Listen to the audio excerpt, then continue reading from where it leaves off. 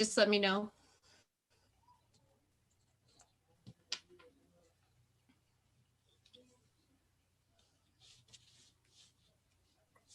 We're ready, Tracy. Okay, great. Okay.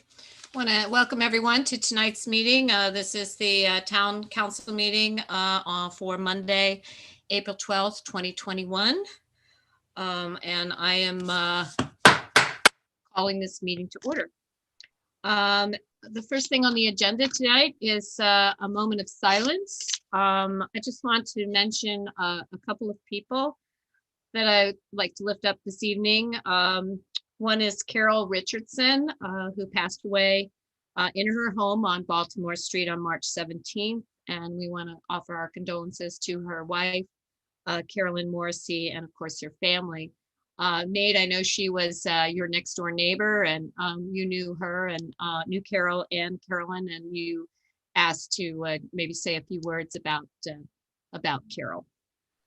Yeah, thank you. Can you hear me better now than from earlier? We can hear you fine. It's still not synced with your head. Okay. All right. I'm going to stop my video. Okay. Okay. Yeah. So thanks, Tracy, for the opportunity to just say a few brief words about Carol. So Carol was our friend and neighbor. Our family didn't really have the opportunity to get to know her super well before she started her battle with MSA, which is multiple system atrophy, was what she ultimately passed from. But her sickness brought us a lot closer to her and her loving partner, Carolyn, as you mentioned, Carolyn Morrissey. One thing we know for sure is that Carol was both a fighter, but also a gentle spirit. She really loved flowers. She loved painting and animals, and particularly their dog Bear. She was always outside with her, just kind of hanging out with her dog and loved Bear. She also enjoyed our chickens. We kind of went together in on getting the chickens that we recently got for our family. And she was able to watch them grow from day-old hatchlings to egg-producing hens. And our daughters were so very excited to give Carol her first egg. And she was very happy about that, which was really nice to see. But really, there's so much more that could be said about Carol. But I think the lasting impression that she'll have made on me and our family, and I'm sure many others who know her, who are either in this council meeting today or not, just throughout our community, is that she and Carolyn had such a strong love for one another. It was inspiring and beautiful to see. So I just wanted to say a few of those words just in remembrance of her. So thank you. Thank you, Nate. I'd also want to lift up Gloria Capon and her siblings and her extensive family. Gloria lost her mother, Angelina Emanuel, on March 16th. Angelina was 93 and she was a resident of Kensington Park. So she was, Gloria had her mother at her home often, and I had the opportunity to meet her on multiple occasions. So I know Gloria and her family are going to miss Angelina quite a bit. So just keep them in our thoughts and prayers as well.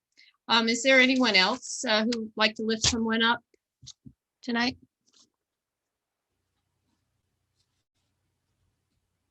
Okay, I don't see hands, and none of the council is saying anything. So if we could just bow our heads for a moment.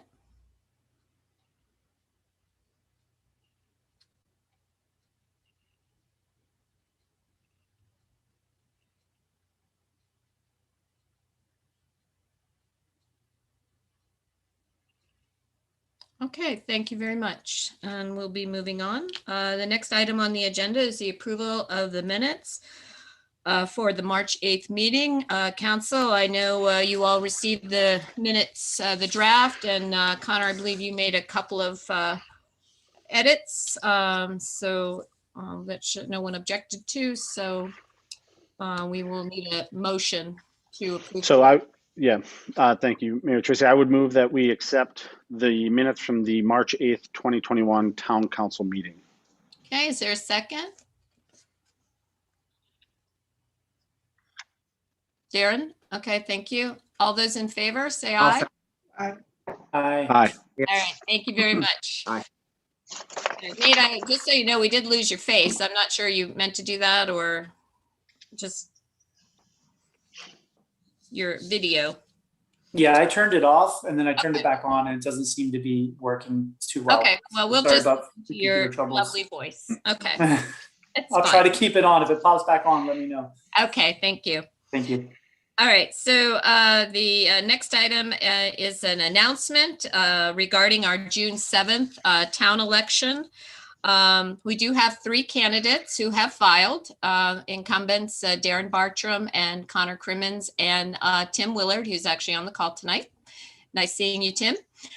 So we will have an election, of course, this year, and it will be other people have an opportunity to put in to file a certificate of nomination.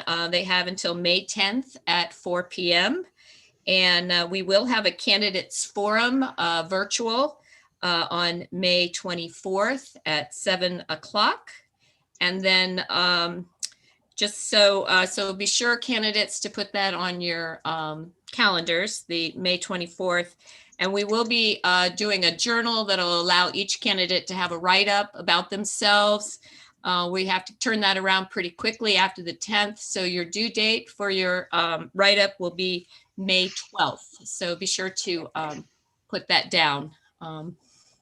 Since you've already filed, you should be able to write something up about yourself already. So, and why you run. And that will be mailed, of course, to all the residents in the town and digitally as well. Okay, so is there any questions about the election before we move on? I think I can be more succinct in the written word than the spoken word, but is there a word limit, word count for each of the candidates? Well, I would say at this point, probably a page would be, if we are inundated by multiple candidates, then maybe we'll have to shorten you to a half a page, depending on the size journal, but I think probably a page would be fine. Great, thanks. Mm-hmm. A little dot on my screen. Okay, and any other questions? Yes, Mayor Furman, I do. Okay, Joe Campbell, not on my screen, so go ahead, Joe. Just curious. You have your ear to the ground in town politics pretty closely. I just wonder if you have a sense of whether the field will be 3 or is it going to be likely to be larger? I know you're not predicting here, just sort of giving a sense of what the field might look like in a couple months' time, or less than 2 months, actually. I do not know of anyone else who has been, no one has talked to me about the possibility of running, so no. Okay. And what is election day again? The election day is the first Monday in June, which is the 5th, is that right? 7th. 7th? 7th. It's always the first Monday of June. For sure, I just didn't know which day that was. Thank you, Mayor Furman. You're welcome. Okay, so moving on. To the Mayor Proclamation, which I will read, but Connor, would you like to introduce this agenda item? Yes, thank you. So over the course of the last, a little over a year, myself, Mayor Furman, and Councilmember Hilzayat have had an opportunity to work fairly closely with Helen Wilkes around the issue of the local advisory panel for our historic district. And in doing that, and also working with Helen on my own project, my own home project within the historic district, I got a deep appreciation for her historic preservation zeal and how much effort she put into it, but also how long she has been advocating for our historic district here in the town and across Montgomery County, and talking with several other people who I want to acknowledge, Mayor Tracy and Julie O'Malley and Steve Cohen from the Kensington Historical Society. They helped provide some other context. And so as it happened, because I have been working on historic preservation issues, both for myself and on behalf of the town, I got the email announcement from Montgomery County Historic Preservation, Inc. that they were, the nominations were open and they were looking for people to put forth members of their community. And right away, I thought of Helen, and I was able to get with Julie O'Malley and Steve Cohen and Mayor Tracy to get some of the history that I didn't have from before I lived here. And we submitted that nomination unbeknownst to Helen. And we were very, very pleased to hear recently that she was selected to receive the Wayne Goldstein Award for Preservation Advocacy on behalf of the town of Kensington and the Kensington Historic District. So with that, a huge round of applause and congratulations to Helen. This is decades of hard work that oftentimes goes unrecognized. And this was our small opportunity to try and get that work recognized. And I'm just so pleased that you were selected. Well, let me just quickly read the proclamation. This is a mayoral proclamation that we put together, and I will drop it off at Helen's house tomorrow. And it reads, whereas Montgomery Preservation, the MPI, was incorporated in 1984 to create a unified block of preservation supporters that could act on behalf of the nonprofit sector, and whereas, wishing to applaud deserving owners and advocates, an award program was established in 1987. And whereas Helen Wilkes has been awarded the 2021 Wayne Goldstein Award for Preservation Advocacy in Kensington, Maryland. And whereas Helen has been a longtime advocate for historic preservation within the town of Kensington and Montgomery County. And now, therefore, be it proclaimed by the virtue and authority vested in me as the mayor of the town of Kensington, I do hereby deem in an honor and a pleasure to recognize Helen Wilkes on the 12th day of April 2021 for her outstanding advocacy in promoting historic preservation and receiving the Wayne Goldstein Award for Preservation Advocacy. Congratulations, Helen. Did you want an opportunity to say something? I know you have your husband and your looks like your children are on. So wow.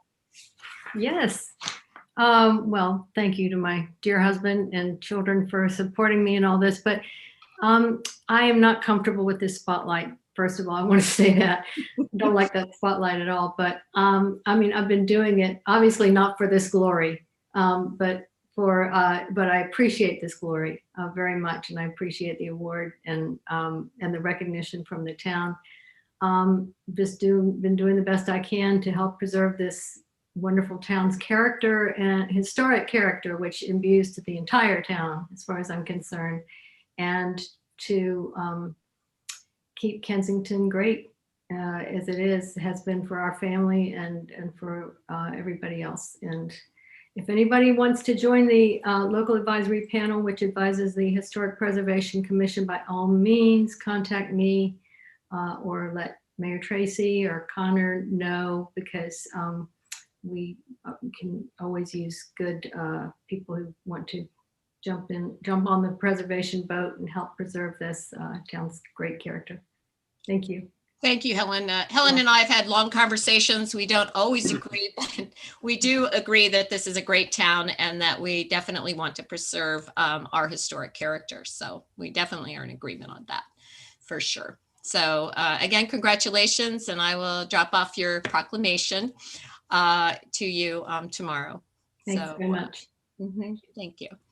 So, Council, do you have any other comments you'd like to make, or I'm good? Okay. All right. Well, thank you very much, and feel free to stay for the rest of the meeting. We have a lot of interesting things going on. I know, Helen, you'll want to stay on if you can. So, moving on to the next agenda item, which is the Greenscape Committee, and I'll report on their behalf. The Clump Kennedy, our first phase of new plantings has started, and we're very excited. Our gardeners have moved some gardens around, and we've got new plantings coming in, and we have some trees, and we're very excited about getting the garden reorganized the way Bertha Klum had done previously, and get it back into good shape. So it is a process that's going to take a couple of years to do, and so we hope to do a second phase in the fall when in our new budget year. So and also one of the items that the Greenscape is committed to is creating a sense of place in all of our parks. If you don't know, we have a park on the north side of town at the corner of Wheatley and Pliers Mill. It's called Joseph's Park. It basically looks like a residential vacant lot. It's nicely grassed and there's trees and it's got a sign, but there's nothing going on there. So one of the residents on Wheatley had asked about what they could do with the park or with the property. And so we came up with the idea of a labyrinth, which is low maintenance. It would not be a heavy use for being so close to residential.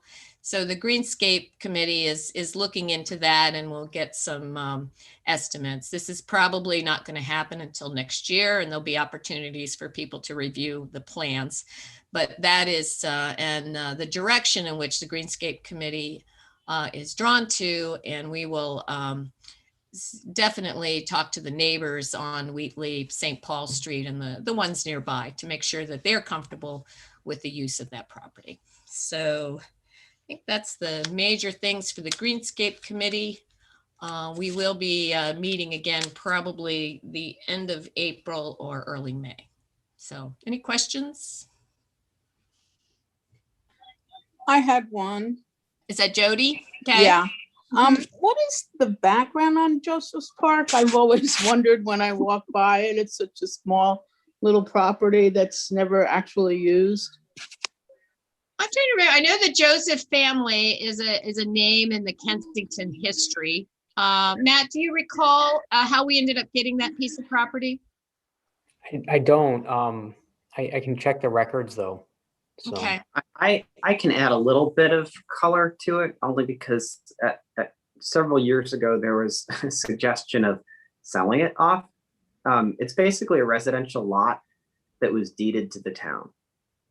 There are no restrictions on its use. It was just given to the town. And so we have, as far as I can tell, fairly free hand as to what we do with it. Okay, Jody, does that answer your question? Yeah, I was just curious how the town got it and what its purpose is really, because it's not used at all. Right, and that's why we're trying to give it a purpose, but something that doesn't create a lot of traffic. And labyrinth is a sense of of quiet, and so I think that led to wanting to do it that way. And it provides open space for that part of town that on Wheatley Street. I know now that a large house has been built on Wheatley. They've lost, some open space in that area. Mm-hmm. Okay, thank you. You're welcome. Anyone else? Now, I will just say, as a nearby resident to said park, and I just applaud the Greenscape, because that was something that we had a challenge with a couple of years ago, was finding an identity for every park. And it's not just that it's a small residential lot; it sits 100 feet from St. Paul Park, right, which is our big, gem in the crown park for everything. So it was always kind of the little sibling in the shadows, and we didn't know what to do with it. And I think this is a great suggestion, because it gives a quiet, reflective park on the north side and gives it a separate identity, other than where maybe my kids cut through to get to the Dworkin's house. Well, they'll probably still be able to do that, but they might want to try to get to the center of the labyrinth before they go to the Dworkin's. So I shall remind them. So, okay. All right, if there are no other questions, we will move on. Let's see. Connor, do you have, Connor and Darren, excuse me, do you have everyone you need for the 10619 Connecticut Avenue? I am seeing, I'm just cruising through. I see one. I don't see them all yet. Okay. If we're able to come back to that. Okay, we can do that, because I know we were giving them an estimate of time and we may be running early, so. Yep. All right, so we're going to go ahead, because we'll need them for number 5 as well. We're going to go ahead and move down from the town manager and staff. So Matt. Sure. I just wanted to update the mayor and council that we received 11 bids for the veranda and parapet repairs today. We're going to pass it along to our engineer to review the bids, and then they'll make a recommendation to the mayor and council to award. They were kind of all over the board, so just need to make sure everything's there that we requested within the engineering plans. We have the town attorney and I are working on an RFP for some bridge repair work. The town maintains 3 bridges in Kensington, one on Kensington Parkway, one on Kent Street, and one on Frederick Avenue. They're in need of some minor repairs for the most part, except for Kensington Parkway. A little more major work there. So we should have that RFP maybe by the next council meeting for your approval. We also met with a hydraulics engineer with the state of Maryland 2 weeks ago. We began drafting an RFP for a storm drain analysis.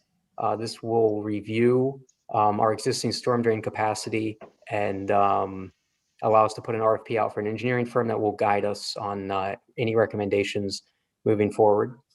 An update from the last council meeting, 10112 Kensington Parkway had applied for a variance before the council. We met with the architect, our building inspector, and I met with the architect, and we were able to resolve their issues. They are going to amend the existing drawing so a variance is no longer needed. They're going to bring in the side porch and bring in the rear porch just slightly to stay within the setbacks. So a variance is no longer needed for that property. I'm going to skip number 5 because Nate is here. Kensington Historical Society. We issued last year in the budget, we issued an $8,000 grant to the Kensington Historical Society for them to hire an executive director. They hired an executive director and she resigned earlier this year. And KHS has requested to use the remaining funds to purchase equipment, including a new laptop, printer, and scanner. Since the council awarded the grant for administrative services, I just wanted to get the council's approval before we said it was okay for them to use the remaining funds for equipment. So I don't know if there's any concerns there for the council. I don't see Steve Cohen on the call. There's a person in the waiting room, Matt. I don't know if you can, she had been. I just let her back in. That's fine. Okay, just wanted to make sure. I know you're multitasking here. Yeah.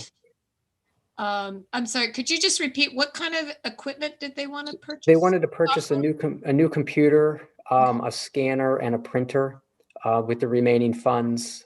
There's about $4,400 remaining from the $8,000 grant in the current fiscal year.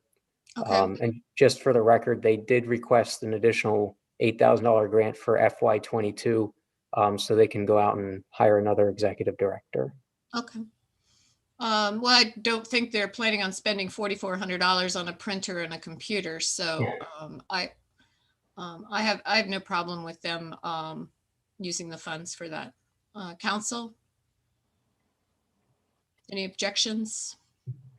No objection from me. Okay. Oh, that's fine with me. Nope. Yep. Bridget, you good? Okay, let KHS know that that's, Okay. that's fine.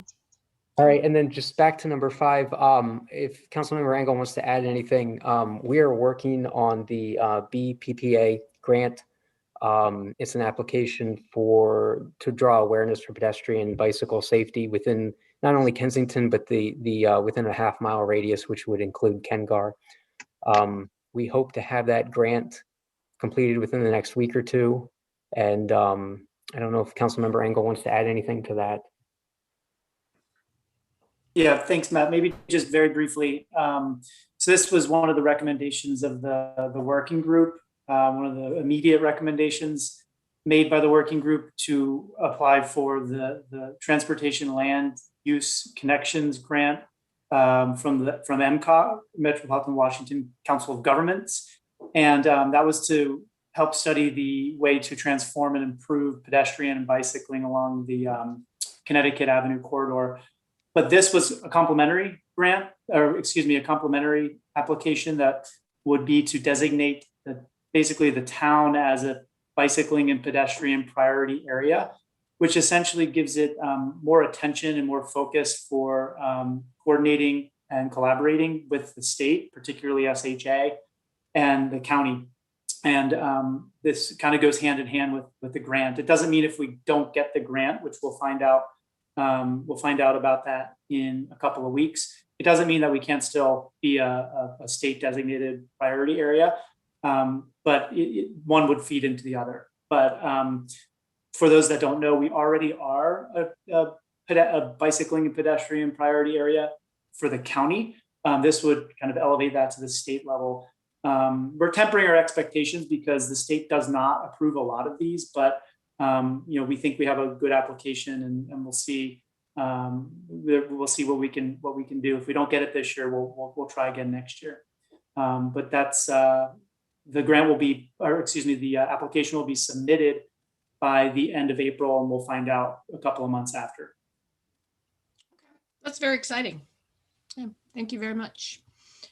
Okay, well, let's see. Let's go back up in the agenda and get a couple of council reports if we're still not ready for 4 and 5. Darren, do you have anything you want to report? No, traffic's got a meeting coming up. Is that correct? Yeah, that's the only thing I would highlight is that next on the April 20th at 7 p.m. we have a traffic committee scheduled. It's been about a year since we have met because Bridget and I solved all of the traffic problems in town through the pandemic. But now that we're coming out of it, I thought it would be good to sort of get reacquainted. We're going to, I know the agenda will have discussion of implementing a 20-mile-per-hour speed limit throughout town.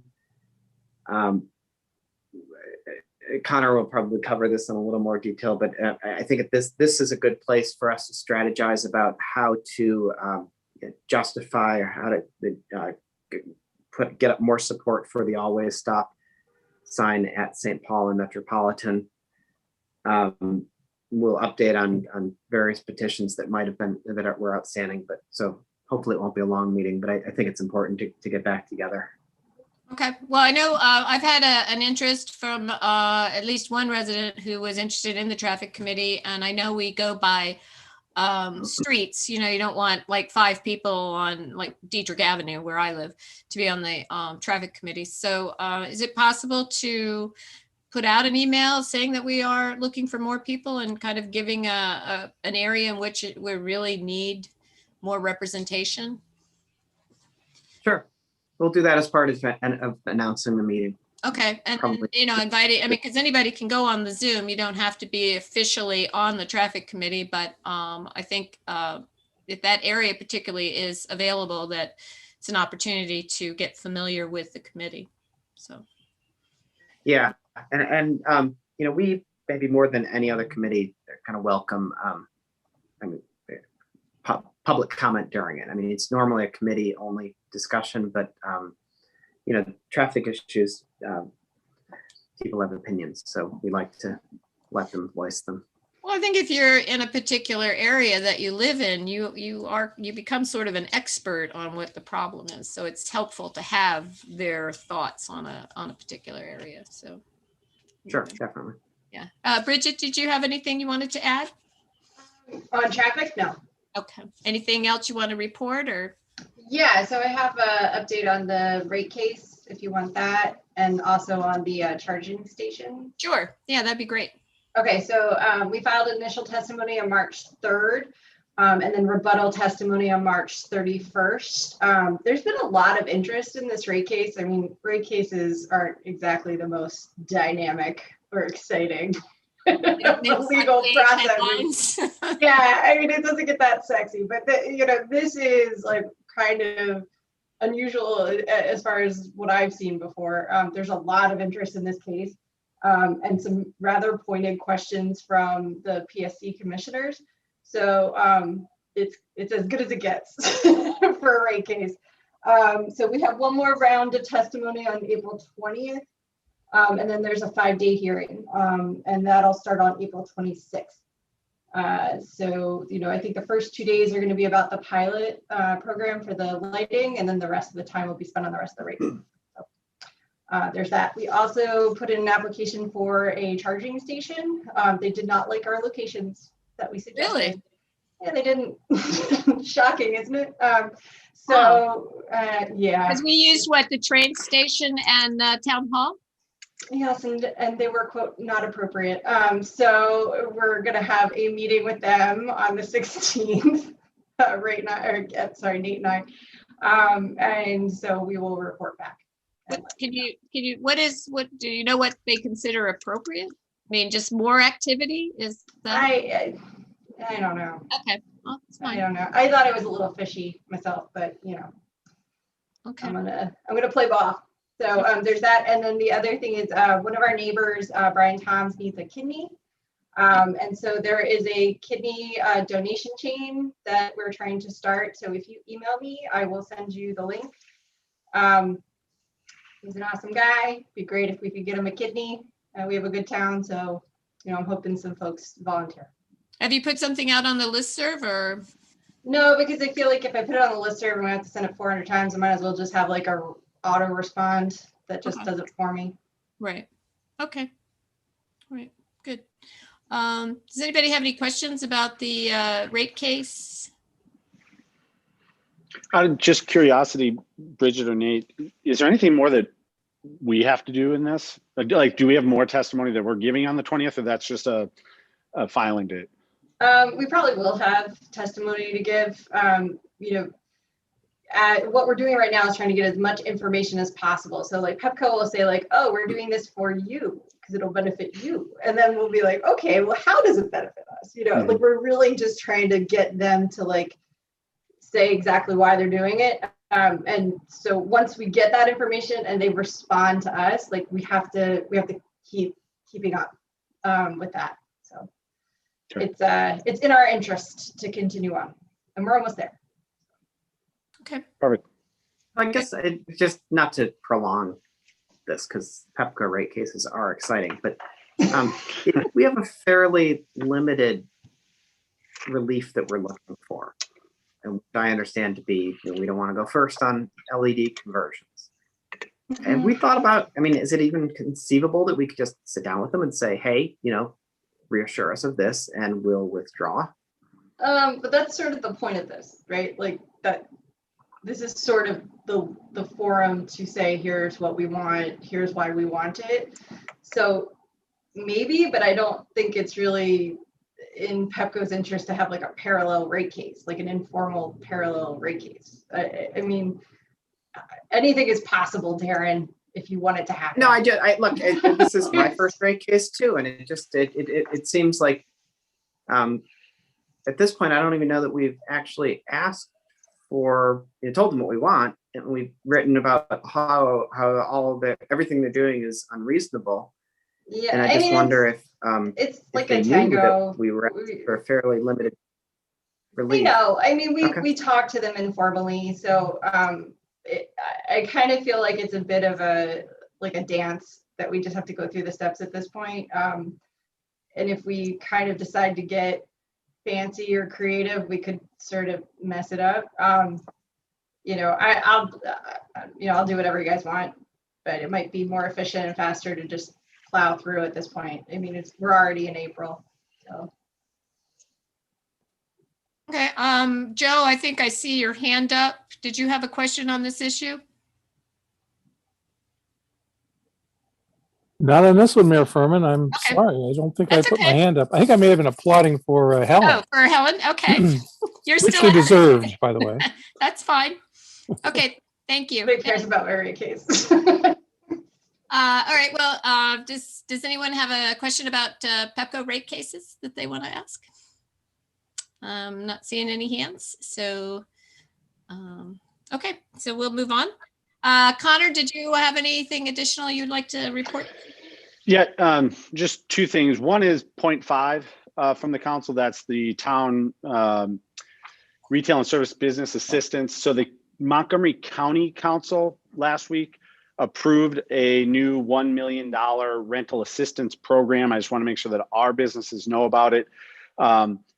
This is intended specifically for businesses that rely on foot traffic. So in that regard, they have purposely excluded certain types of businesses that have already received aid under other numerous programs that the county has done with regard to COVID. So not medical practices, not professional services or religious organizations, or daycare facilities. They are focused on kind of the quote mom and pop type of retail shops that are heavily dependent on foot traffic and obviously have had a loss in revenue due to COVID because of the loss of foot traffic.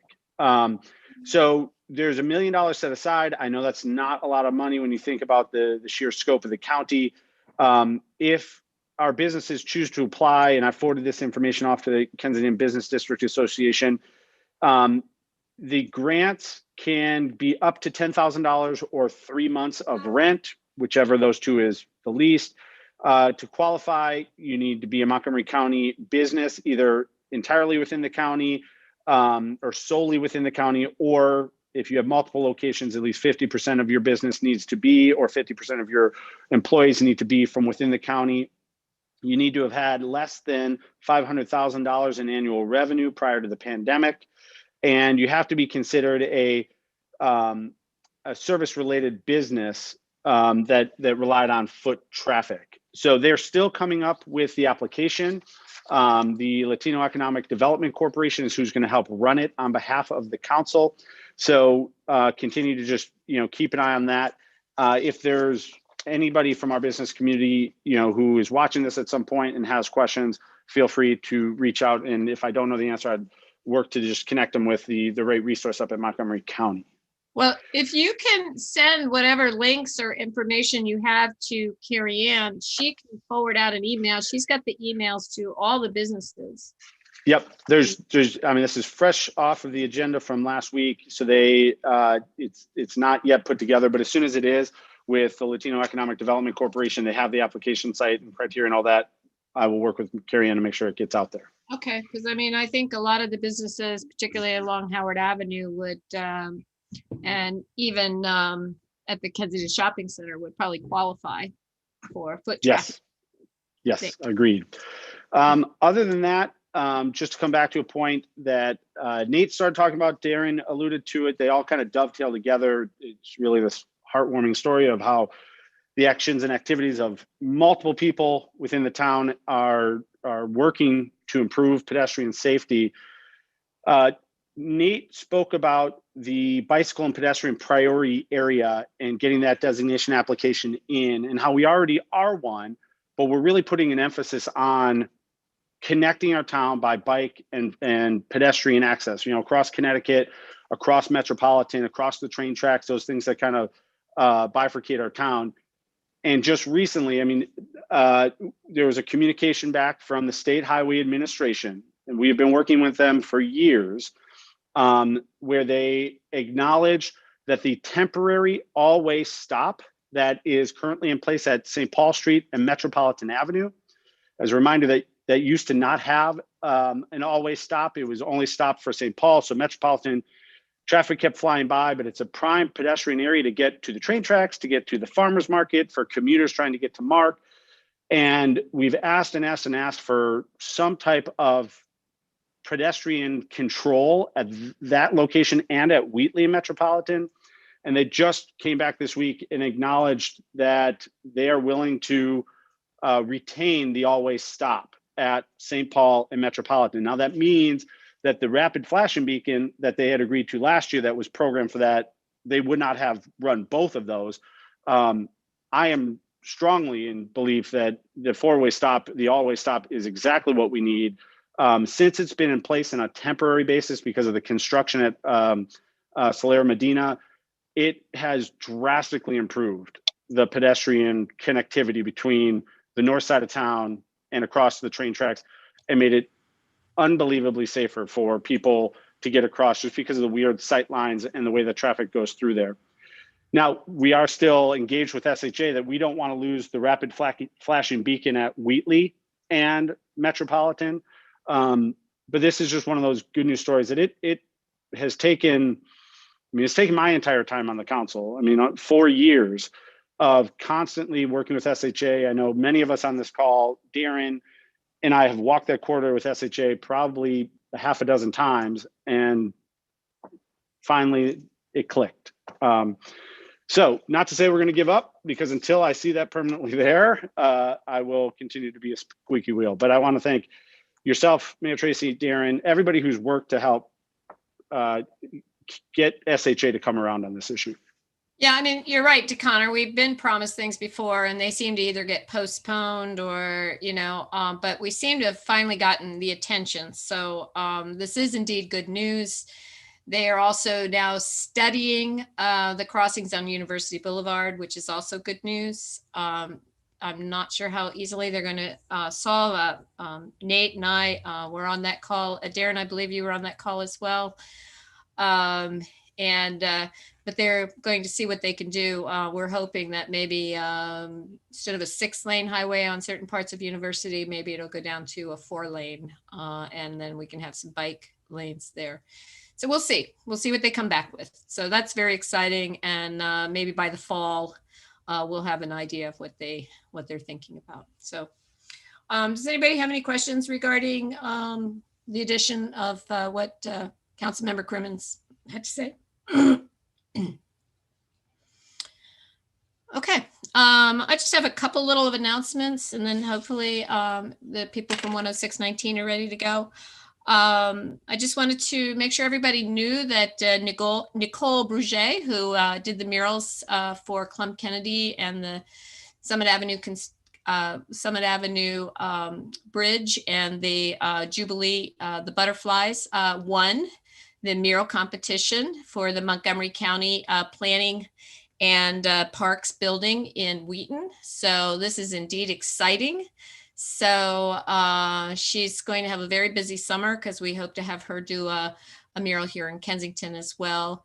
And so congratulations to Nicole. She's an extremely talented artist, and we're very fortunate to have her in the now her studio here is now on Howard Avenue. So excited that she's now has a business here in the town. Let's see, one of the other, we finally did meet up with Mr. Gregg at his new, his statue there in Reinhardt Park. Thank you, Jason Swain, who organized that as a surprise. And so we'll have pictures of Mr. Gregg in our next journal edition. That was back at the end of March. And he was indeed surprised, and he, except for being a little shorter, he had hoped for, he did agree that it looked a lot like him. So he was very pleased. So, so I'm happy we were able to do that for him. I believe, Joe, you had a question, is that right? Can we go public appearances? I have a few questions. Yeah, I was hoping, Mayor Furman, we might go to the public appearances before we go to the Well, let me but see it's your meeting, so. Okay, well, let me see if Connor has everyone present yet. They're ready to go, but you set the agenda. I think they'll be fine either way, ma'am. Okay, well, then let's go on down to public appearances, and since we're there, and make sure I checked off everything here, and then we'll go back up to the 10619 after public appearances. So, Joe, can I assume you have something you'd like to bring up that's not on the agenda? Sure, and I just wanted to mention that here on the south side of town, where we already miss our council member pro tem, who rather unceremoniously departed the south side and is clearly getting back into the north side scene, calling north side parks the gems and the crown or something like that. And, you know what the north side park gets? My kids out of the house, Mr. Campbell. And I know of at least one south side family that is very grateful that we left when we did, because they needed to start their project. Anyway, I see it's hard to give you a compliment there, Councilmember Crimmins, but nonetheless, you served the South Side well in your brief time here, and I do know your family found the parks on the South Side quite great, and I'm sure you missed the vantage point that you had from your residence there, your temporary residence, for the illegal left turns being made onto Kensington or onto Kent Street and other such attractions of the South Side. So anyway, in your election campaign, we hope to see you around again on the South Side. Undoubtedly. And also the vantage point, you guys have amazing sunsets up on that hill. Yeah. South Side is a wonderful part of town. Hope you come back. Mayor Tracy, I just have a couple questions related to the town and staff report. Uh-huh. The grant that we are seeking for the bicycling and pedestrian attention raising effort, how much is that grant for? And I think we'll know in a couple of months, you said?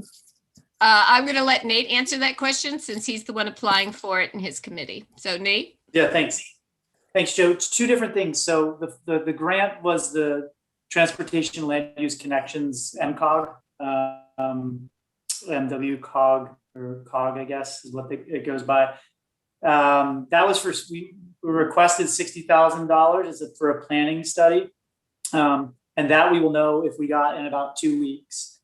What I was talking about, though, mostly today was about the designation for a pedestrian or bicycling and pedestrian priority area. That does not come with funding. It's just a designation by SHA and the state to prioritize our half-mile radius as for pedestrian and bicycling improvements. It could lead to things like different design standards or things that kind of grease the skids a little bit, because it is one of the priority areas to make pedestrian improvements and bicycling improvements much more seamless.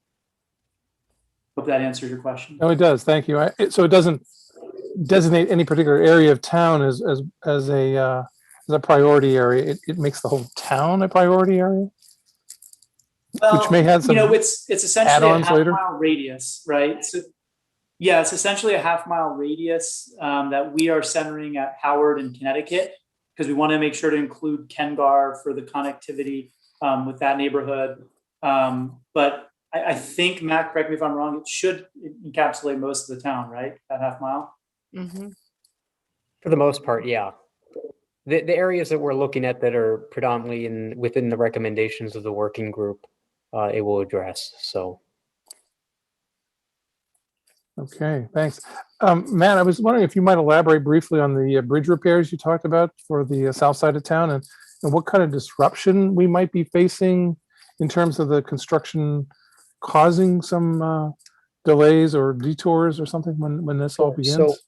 So Montgomery County has a third-party engineering firm that evaluates our bridge structures every other year.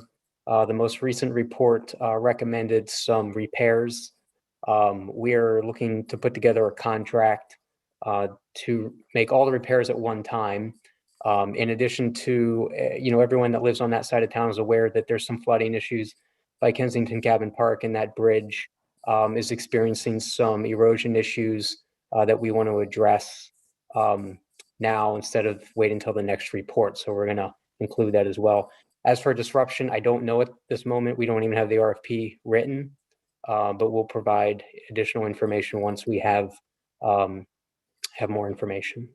So, okay, thanks. The storm drainage study that you mentioned earlier, I think you had said that that's going to be for the entire town, or is it just for a portion of the town? It will be for the entire town. We're actually going to break it out.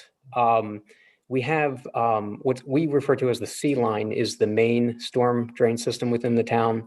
So we're actually going to separate that out from the rest of the system because that has issues directly related to the State Highway Administration and Connecticut Avenues.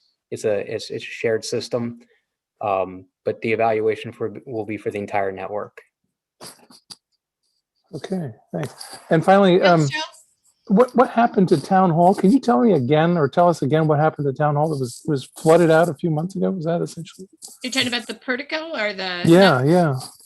No, the portico had nothing to do with water. I mean, well, it did in the sense of water got into the concrete and rusted out the bars and the stucco, and the roof collapsed, or the bottom collapsed. So it's being held up, shored up. So that's why we're having to replace it. That's over a long period of time, not a particular flooding issue. Okay. All right. Because it seemed like the yellow tape went up just a few months or so ago, and I thought there was a triggering event that led to that. No, that's when the ceiling fell down that we put the caution tape up and the shoring up. Anything else? Thanks, Mayor Furman. Nothing from me. Okay, great. I know we have 10619 here. Is there anyone else that has a question that they would like? Could I say something in Yes. the public appearance before Sorry. you move on to that? Briefly? What's that? Okay. We have 2 meteor showers coming up. Okay, This month, April 22 and 23 is the peak of the Lyrid meteor showers. Be about 20 meteors per hour. There's a waxing full moon, which will make it harder to see the faintest ones. And May 6 and 7 is the peak of the Eta Aquariid meteor shower, which will be about 30 meteors per hour. And lastly, on April 26 will be a full moon, which is a supermoon. great. Thank you, Jack. Thank you very much. Councilmember Hills Ayed has put into the chat the register to help Brian Thomas link for donor, for kidney donor screening. So you can get to the link there. Okay, anyone else have something for public appearances? All right, I'm not seeing any hands and I'm not seeing anything in the chat. So we will go to 10619 Connecticut Avenue. Connor? Yep, thank you. So the Development Review Board, I'll just give a report on this one, and then the project team is here to present. I believe Bruce Zavos from Zavos Architecture will be presenting. Matt will run the slides for Bruce and Emily and anybody else from the team. But our quick report out from the Development Review Board. The DRB met on March 18th with the development team from 10619 Connecticut Avenue. That is Connecticut and Pliers Mill Road. It's often referred to as the Huggins site. It's also where Hawkins is operating right now. The development team has also is marketing it as Kensington Crossing. So you'll hear, each of those terms possibly used to describe this location.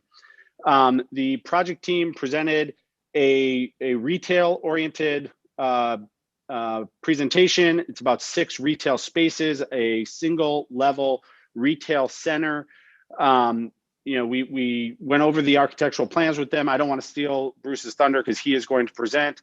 At the end of that, we talked a little bit with the development team about next steps because they have not yet filed this plan with Montgomery County Planning. So this is at the very initial start of the project. The DRB was the first public engagement around it. Tonight will be the second.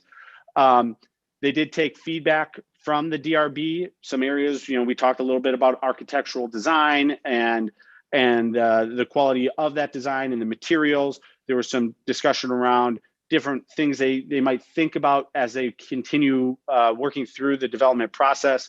There were some areas that were also brought up, areas of concern around traffic, right? Connecticut and Pliers Mill is already a tough intersection point.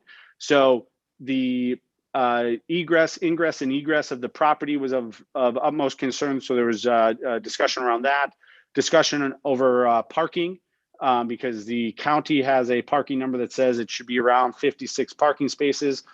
Their calculations, or at least what they're proposing, is less than 56. So they talked about potentially going through a variance process. They also did allude to the fact that they haven't even filed this yet. There's a lot of planning and processing that has to go through. So this project is, in development, pun intended, I guess. So I believe tonight, because where we ended things with DRB is a discussion on what the process moving forward is. They obviously are intending to file. I will let them discuss their filing plans. But I do believe what they are coming to the council tonight after presenting is to discuss a letter of support for the project at this initial stage. Pending any questions.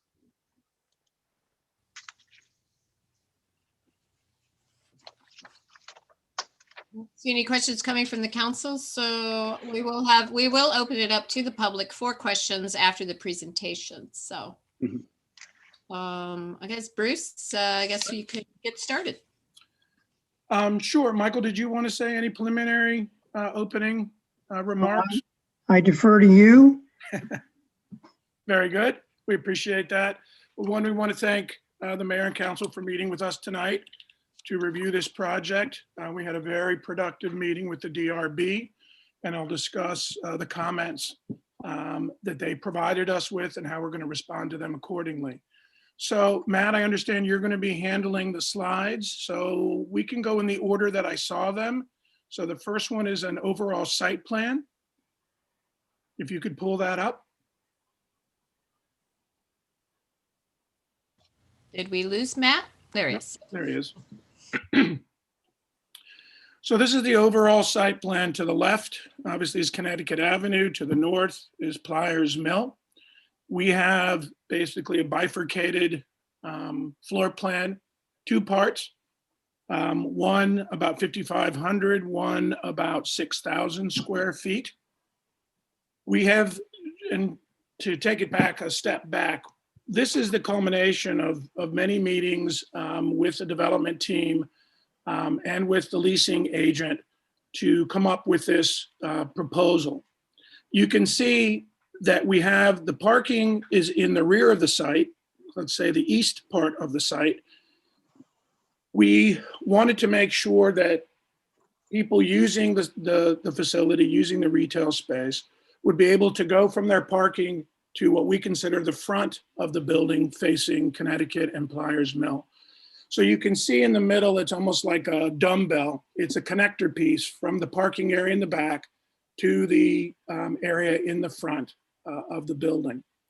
You can also see on this site plan that we have a right in, right out onto Connecticut Avenue. If you recall, currently, I believe there are 4 ingress egress to the site. We're eliminating 3, keeping 1, which is the furthest south on Connecticut Avenue.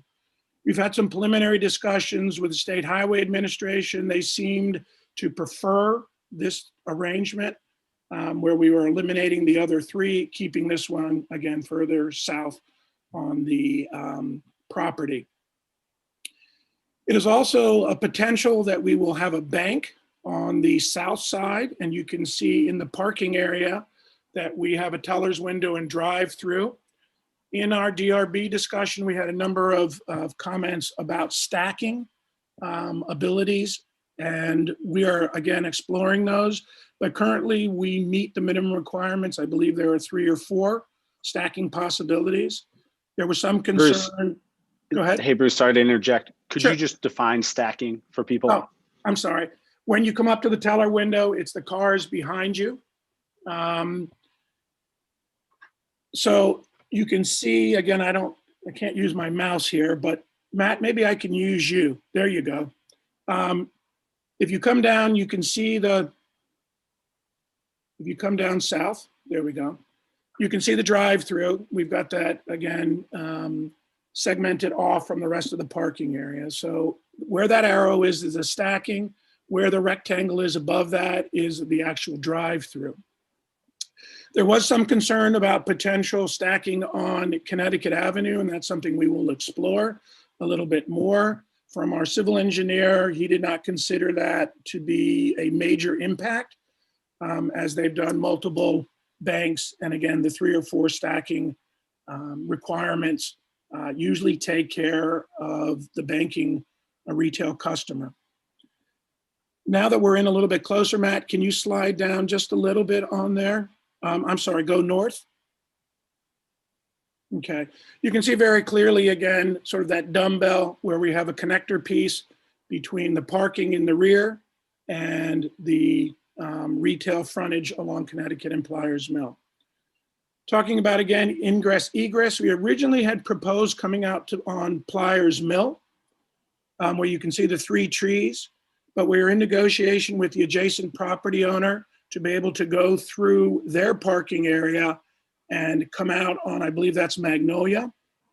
We're still in discussions with them about doing that. And again, that was something that we discussed in the DRB. We know it's complicated, it's difficult, the traffic patterns around there, but of all the available solutions, this one seemed to have the least impact. So one clarification, Sure. it would be to come through the 7-Eleven Baskin Robbins parking lot and exit on Metropolitan. Thank you, I'm sorry. Okay, let's go to the next slide, Matt. This is a rendered site plan. You can see again, this is a better view. The white is the roofs of the retail center.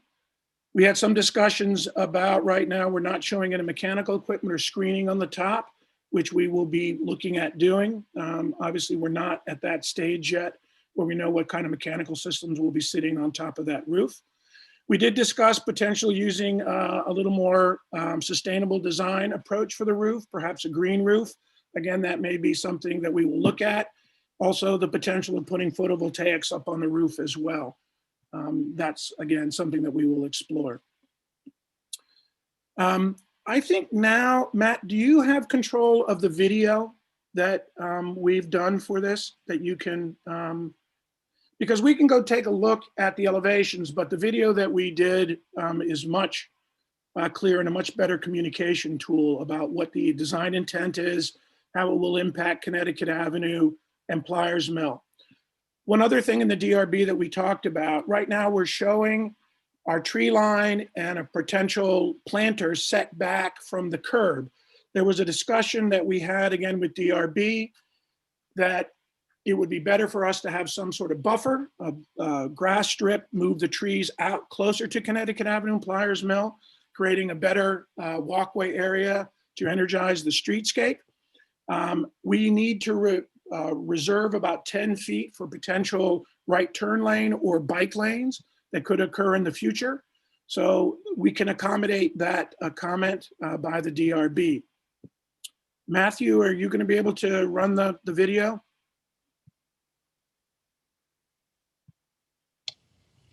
Matt, you're on mute if you're trying to. I'm trying to pull it up. Okay. Thank you. Don't fret, Matt. I had to do this in DRB, and I know you're completely disjointed between 3 screens. There you go.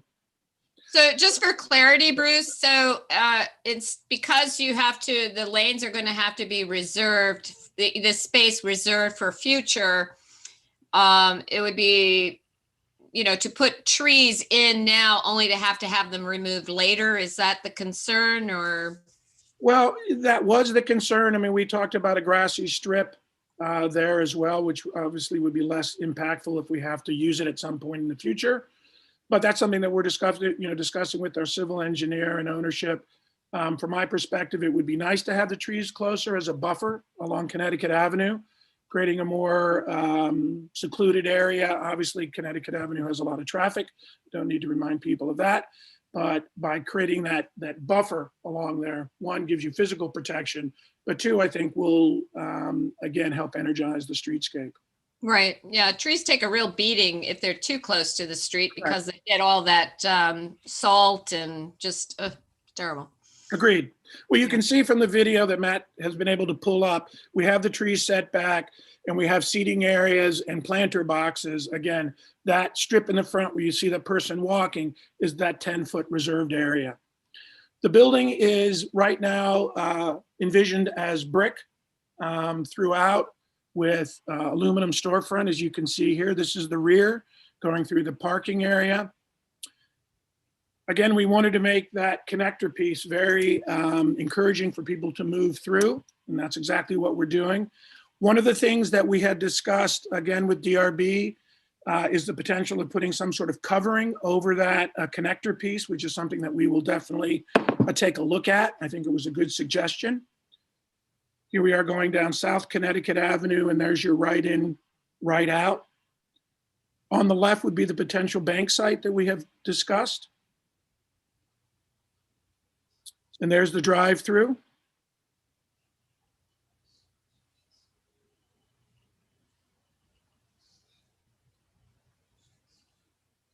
And then Matt, if you could pick up the other one, we do have a night video as well, which I think will give you some idea of the lighting that we have talked about around the site.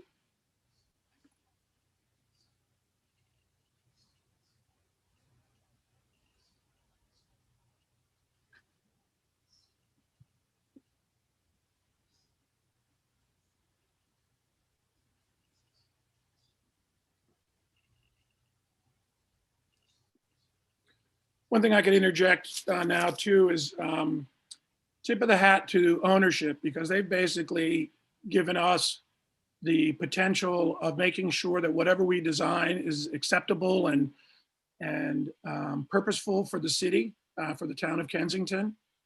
So it's not often that development teams give you that opportunity. So I just wanted to thank Michael and Alan for giving us that opportunity. This is an evening shot, of course, with our typical lighting of the storefronts. We also talked about, again, on the DRB, of increasing the amount of greenery as we can, and we'll, again, take a look at that. There's our connector piece again with our outdoor seating. And you can see all the cars behaving themselves on Connecticut Avenue, driving the speed limit.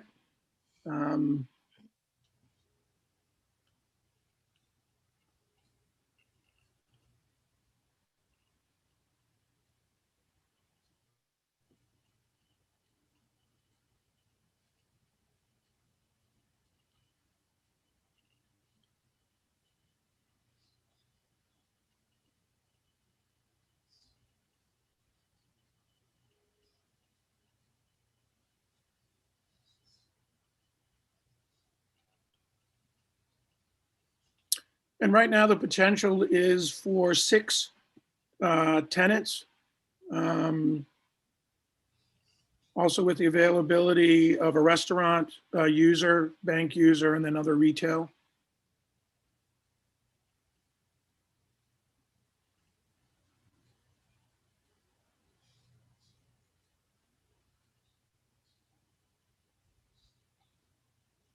So obviously there is there's a curb. It's hard to see. Yes.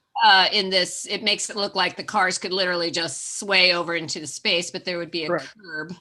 Yes, absolutely. There's a curb. I mean, at this scale, it's hard to see. Right. That's And where no one's forcing you to walk that close to the street. You actually have the option of walking closer to the building. Is that correct? Correct.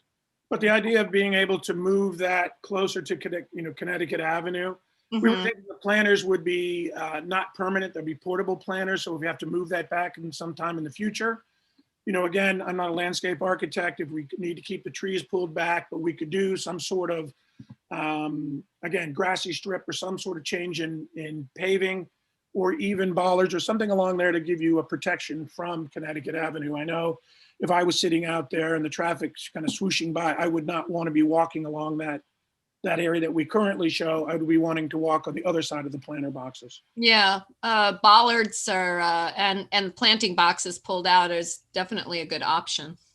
Thank you. Yeah. Yep. So Matt, you want to go back to the 2D? Okay, there we go. So that gives you a better idea of everything that's going on the site. We have elevations, but I think the video is much stronger. Shown there, we've got some basic tenant space layouts already working through.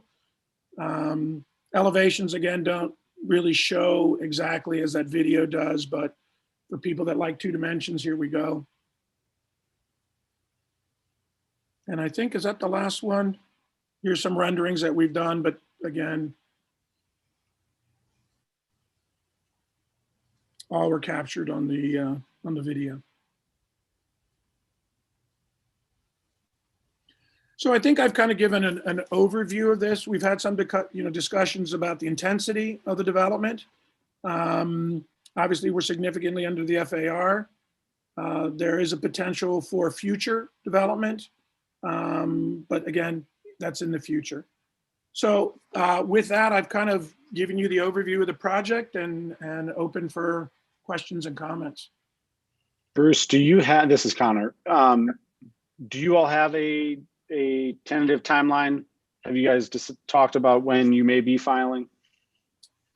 Still a little bit up in the air. Hopefully with a positive, response from mayor and council. Obviously taking the next steps to start concept plans and whatever with park and planning. So I would say sort of ASAP, unless I'm misreading something. Michael, you want to? That's right. We get support from council. we are ready to begin the process. Put our team together, architect, engineer, Bruce, his team, and move forward as quickly as we can. We've had, I'll make one, I think, important comment. We've had significant interest from quality tenants. So our goal is to bring to Kensington some real solid, diverse services and food that we understand is the goal really of the town. And we've been fortunate to get that kind of interest right now. And once we have a better sense as to the timing, because as you know, tenants want to know, well, when can we move in and open? So we have a number of steps to take before we get there. And we're looking for your support so we can move to park and planning. Connor, do you have any further questions or comments before we open it to the rest of the council? I realized I was on mute. Thank you. In the chat for everybody, I did put a link to the town's redevelopment webpage. All of the videos you just saw, the documents that were reviewed, the DRB questionnaire that was filled out by the developer team are all on our town's website. They're the very first project at the top. Every other project that has come through the DRB process is also on that page. So it's a great resource. But I put that into the chat if anybody wants to download these, take a look at them more. But at this time, unless there are specific questions of the our DRB meeting, I'd love to hear from the public and give them a chance. The one thing I would say is, because this always comes up, it came up in the DRB, kind of what are the other opportunities for public engagement? Since the development team has not yet filed, once they do, there will be additional meetings that will occur. We envision, several additional development review board meetings, which are always open to the public. If and when the project shifts, if it changes much, we will invite the development team back to another town council meeting just to present it. But they will also have public meetings that they will be hosting. So there is opportunity for what we often refer to as the public process. And I just encourage people to partake in it as much as possible. If there's one silver lining to COVID and pushing a lot of this stuff into the digital realm, I hope it's made it easier for people to participate. I know sometimes the dinner time isn't the best, but we, the town, will continue to push out updates for any scheduled events, a DRB meeting, our council meeting. If the developer is going to have a meeting, we will put that through our town announcements and work to put it onto the neighborhood listserv as well. Okay. Well, let me let the council have, if they have any questions, and then we'll go to the public. So Darren, you're co-chair of DRB. Did you want to add anything?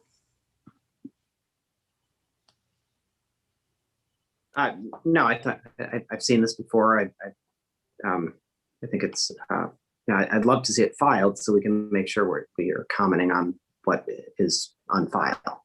So that's Okay. the next step. Okay. Bridget, any comments? Nope. Nate? Yeah, I have a couple of comments. So thanks so much, Bruce, for the presentation. I was very encouraged by it. You actually mentioned two of the questions I was going to ask you, or referenced, I should say. So first of all, I don't know if you're in the earlier part of the meeting. I don't think I saw your name when I was mentioning the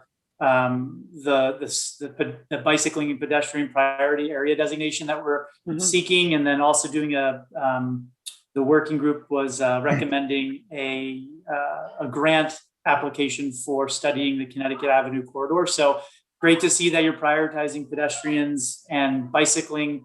I think I speak on behalf of the working group in saying thank you for that. And then just that as you proceed in the process, I think it would be helpful to, depending if we get the grant and if we are designated as a priority area, to continue to work with you on how this property and this development can add to the improvements envisioned by the working group and by those processes. So thank you for that. I did just want to say one of the recommendations of the working group, we had 13, I think, in total. One of them was very specifically targeted at that intersection that you referenced on the pull out onto Metropolitan Ave, potentially using the adjacent property. And we saw it as a huge opportunity. And there are people on the working group who are far more versed in this than I am, in terms of traffic engineering and bicycling expertise and design and so on. But they, one of the recommendations was to, this was an opportunity to potentially redesign that intersection of Concord, Pliers Mill, and Metropolitan. And great to hear you're already working with SHA in these discussions. But I would just a plug to encourage you to please see if there are opportunities to think of it in a new way, not maybe just trying to see what SHA is recommending for you to do. That's the kind of least disruptive option, because you're developing the site. We could really transform it. It's horrible geometry. It's very confusing. There's not any signaling or signage for pedestrians. There are near misses all the time if you walk or drive down that area. So, I think it's a significant opportunity. Just encourage you as you go through the process to seek that with SHA and working with us, obviously, as well. And then the last thing is, it was really encouraging to hear that you're thinking about solar and a green roof. So I would also just encourage you to please to strongly consider seeking LEED Silver designation. I know that you have in your application or questionnaire to the DRB, the IGCC code that you'll follow, which is the basic requirement of the county. But the LEED Silver designation is a step up, and I think if you're seeking the solar panels on the roof and other environmental design, you could get the LEED Silver, and I would strongly encourage that. So just want to say thanks for the presentation. Looking forward to seeing that develop with those conversations in particular.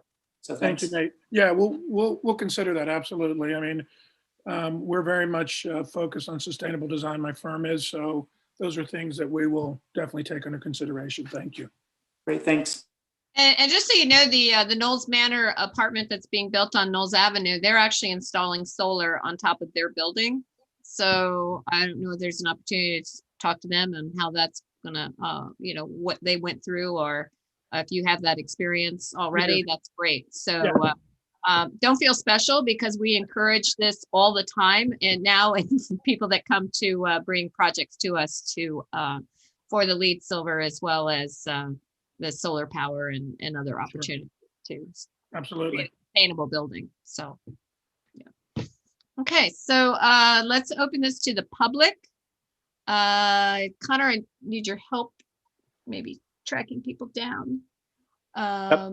David Romeo. Okay, David. Thank you, Mayor. In the nighttime animation, it looked like some of the storefronts and the trees were illuminated. And I was wondering, is the plan for lighting to have just downward pointing street lamps, or are there any plans for ground-based upward pointing lighting? We have to be careful with that because of dark skies requirements. So that was something that we will look at. Obviously, you don't want light pollution. And in fact, I don't know if it's LEED Silver or IGC, but in all of our jobs, we do this, what's called dark sky lighting, where again, it does exactly that. It does not pollute the night sky. But I think if we can get some ground level to emphasize the trees or the landscaping, I think it would be a nice feature, again, to enliven the streetscape at night. Great. Thank you. Okay. Jody Krieger. Jody, go ahead. Hi, thank you. I'm very happy to see this property being developed. But I did have a couple of concerns. I'm wondering why you're committing one of the 6 spaces to a bank. A bank doesn't really bring that much to the community. You're taking up a number of parking spaces by doing that drive-through. And so I'm wondering why you're doing that commitment. And my second question is, why are you not putting in a second floor? Well, I'll let Michael talk about the first one. I'm not involved in the leasing arrangements. We did look at putting a second floor. However, the economics did not make sense. Unfortunately, the cost to put the second floor plus to provide accessibility versus the leasing rates that we were told through our leasing agent did not really make it a viable option. So we did look at a second floor throughout. Unfortunately, the economics just didn't work properly. Okay, and the bank commitment, I mean, because by putting that drive-through in, you're committing to a bank for the life of this building.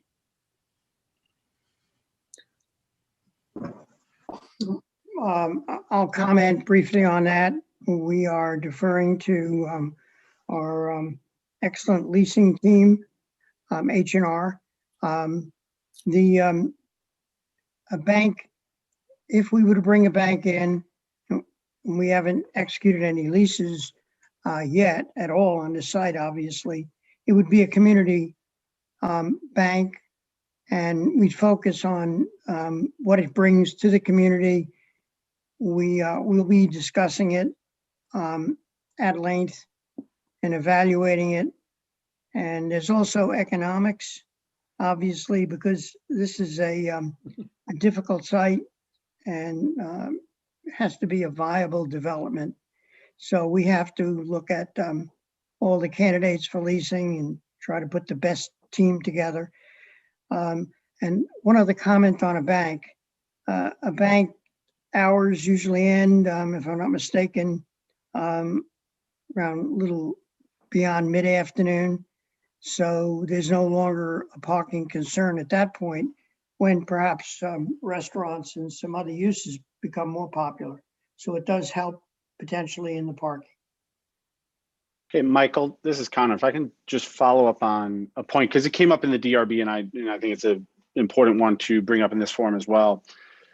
You know, one of our concerns about the drive-through was that we would never want to see it used for fast food, right? So Jody's question is, oh, if you're committing to a drive-through to the bank and the bank were to go away, I mean, I think there's a concern of what could possibly take over that space and use the drive-through. And in the DRB, your team committed, and we would record this in a declaration of covenants, that the drive-through would never be used for fast food, for a restaurant concept, for, even if we worded something like other than a bank. And let's say a bank did leave, as I just did a huge house project, addition to my house. If you don't need the drive-through, I imagine you could just take it away and increase parking, or take it away and make another use of it on the property, correct? Correct. And you make a very good point. You should know there would be, if we were to open it up to a fast food, with the drive-through, because that's what they want today post-COVID, we would have tremendous demand, and it wouldn't bring the quality of tenant that we're looking for.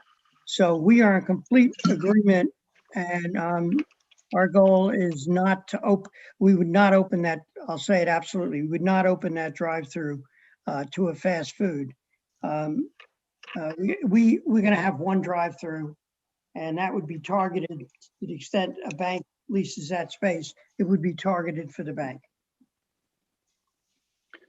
Next question, Jen Bodette. Hi there. Sorry, trying to get off mute.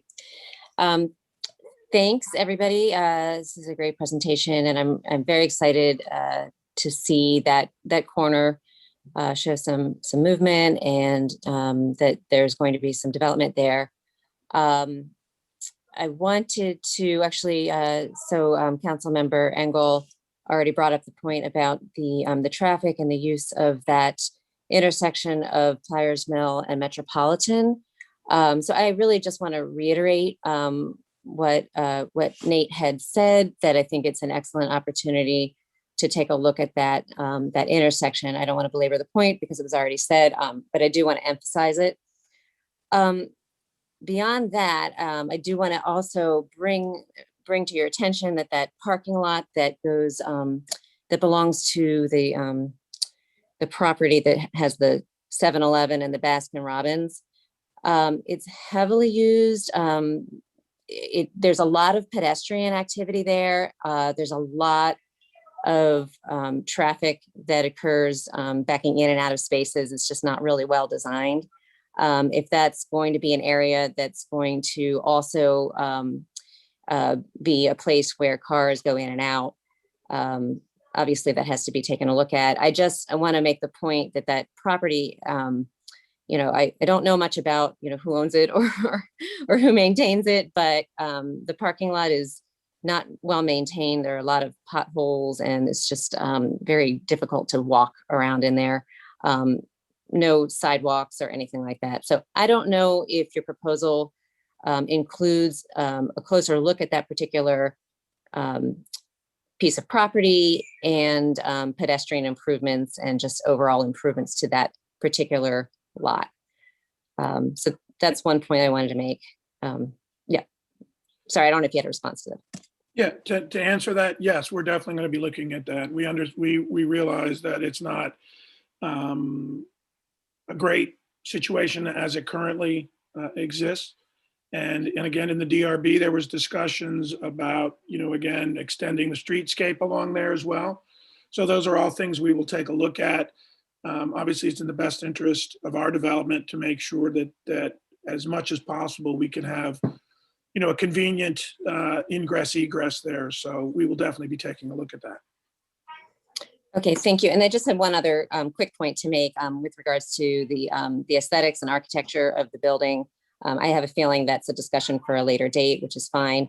But I don't think it's too early to state, which I tend to say whenever there's a new development. I think that, a well-meaning developer who is proposing a design is going to be looking at architecture around in the local area to see what fits in. My concern is that every time that happens, there seems to be, a thought that a boxy brick building is what Kensington wants because there is so much of that already.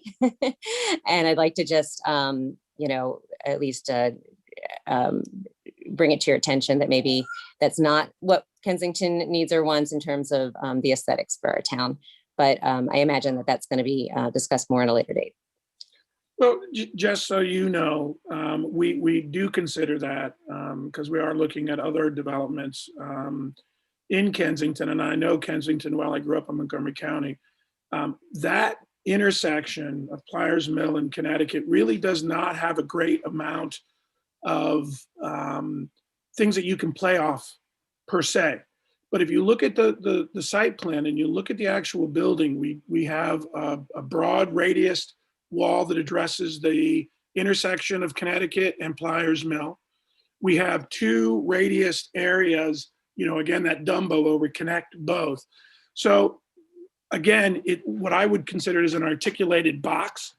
Unfortunately or fortunately, however you look at it, it also makes sense from a retail and leasing standpoint because we did look at many different layouts on this particular site. And so what you're seeing is sort of the end of a long process, but we will definitely take that into consideration and look at it again. So that's my response initially, but again, we will have more discussions on the aesthetics as we move forward. Great. Helen Wilkes.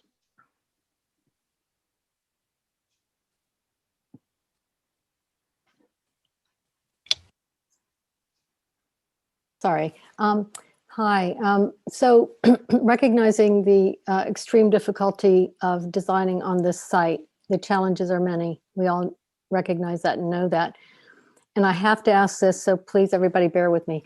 But there is in the gas station that exists there an example of Googie architecture, which is mid-century modern.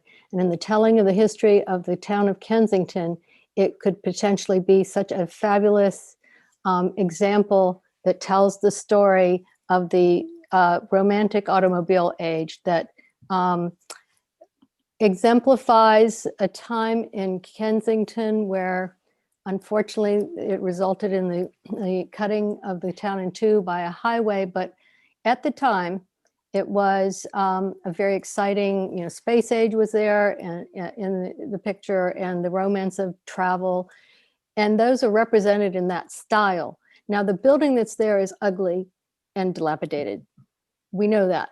It's not ugly architecturally if you accept in the continuum of architectural history. I'm sorry, I'm an architect, but in the continuum of in the telling of the story, taking the long view of what is historic preservation, it would be a wonderful piece to have there and incorporated. And so I'm wondering whether you all ever considered taking that building and maybe moving it somewhere else on the site, incorporating it as a centerpiece and developing along with that.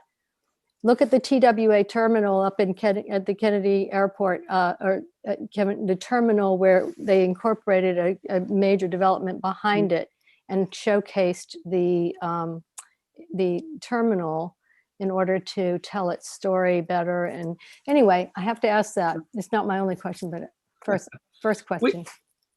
We acknowledge that I actually like that style of architecture. But unfortunately, the economics don't really present itself such that we could keep that building and do, a development that would meet sort of the development criteria. Not necessarily highest and best use, because I'm not saying that, but to make a viable retail center for potential tenants, it would create a lot of difficulties. Understood. Yeah. Find a great chef and get a great restaurant there, and then put all the development behind it, and then parking in between. But we can talk later if you want to. Yeah. On the second question is, I have difficulty understanding why 2 stories might not work. One of the most viable aspects of the previous proposal for self-storage had to do with an arts center that I think most people agreed would be a wonderful use, and there seemed to be a whole group of people that were ready to move in. If they were given the opportunity. So if you had a viable tenant for a second story, wouldn't that make it viable? Well, I can't speak necessarily for the leasing agent, but in discussions that we had with H&R, the cost to construct a second floor versus the potential lease rate that they can get from a second floor, quote unquote, retail or commercial or business space did not make sense. We're relying on their expertise. They've said, again, we looked at other developments that had second stories, and they're few and far between. And again, I'm going to rely on H&R's analysis. But we did look at that, just so you know. Okay. Also, one more thing is I'm not opposed to the brick architecture, because Howard Avenue, after all, is largely brick, although some of the original buildings weren't. But if you're going to do it, and if you're going to have a parapet, I have a problem with the flimsiness, to my mind, of the parapet that is shown as the curve at the either end of the pass-through. Certainly, the architecture, to my mind, ought to be more substantial, and in order to elevate the level of architecture in Kensington, which was what we absolutely hope for, and consider, please, things like awnings on the storefronts and those things that elevate the experience in many ways, as well as the design integrity or design quality. Sure. Yeah, absolutely. I don't know if it showed up properly, but we do have awnings. Of course, I like that. It gives scale to the building. It emphasizes entrance feature, etc. And I don't disagree with you about the flimsiness of the parapet. We haven't worked that through yet. It does look if a strong wind came in, and these are architects talking, it would kind of blow it over. But we'll definitely look at that. I think I was trying to figure out some way of incorporating a more substantial roof element. And maybe we can do that with some sort of screening effort as well. So point well taken. Thank you. You're welcome. Thanks, Helen. Joe Campbell. Thanks, Councilmember Crimmins, and thank you, the representatives, Mr. Sanders and Mr. Zavos, for for fielding these questions tonight. These are important questions, and I'm really delighted that you're able to do that. One question I have has to do it was sparked by curiosity related to Councilmember Crimmins' reference to the number of parking spaces, and I see that it's about 33% fewer that you're proposing than the county calculation would allow. Could you explain that? And is there not more room for parking at this site?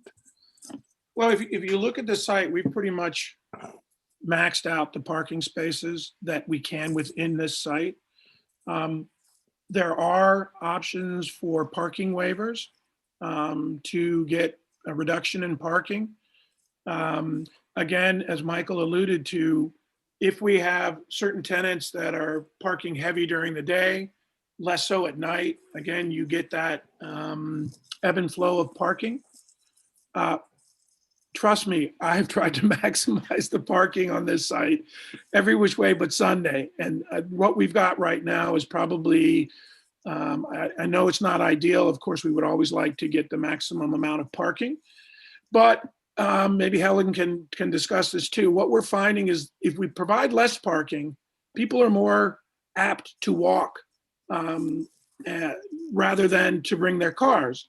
Now, because I deal with this all the time. Most of the projects that we do always have some problem with parking, but we will look at it again. I mean, we'll take it under advisement, as they say, but we really have worked that very hard as far as maximizing the parking spaces that we can get. Thank you. It seems like a 33% below the county calculations. There's a substantial deficit there, and Connecticut Avenue is not the greatest avenue for strolling or pedestrians. I mean, it is what it is. So I think significantly fewer parking places is a real defect in this proposal. Another defect is that the nighttime view that you showed us, or that Matt showed us a little earlier, really looks under illuminated. The site looks really under illuminated, especially what are you calling it? The connector area, right, as well as the prospective bank area. Those two areas especially seem to be very dark, under illuminated in your nighttime vision. So Sure. I'm hoping that that's something that you'll be able to correct. Yeah, again, it's an animation, so we do our best to approximate what we would like to see. There are requirements. It's 1 foot candle per square foot for general illumination. So that gives you an idea. We're probably not there yet, but we do what's called a photometrics study, where and you have to do this as part of your site plan submission. So it shows you what type of light spread you have and the amount of foot candles you have per square foot as well. Some of the lighting that we will be looking at too is more strategic lighting, again, to bring people's focus on certain things. So point well taken. Well, I think safety is the concern I'm hinting at here, and under illumination at night for a connector area that you're describing there seems to be potentially raising safety concerns. I can guarantee you that we will not be under illuminated down the line. We will make sure that security and safety obviously are paramount. And also, I'd like to underscore the importance of LED certification. I think silver is a worthy objective here, and I was glad to hear you mention that you'll be looking at that, and I hope you Yes. look at it seriously as something that the townspeople and town council very interested in seeing. No, we will absolutely be looking at it very seriously. Thank you, Councilmember Crimmins.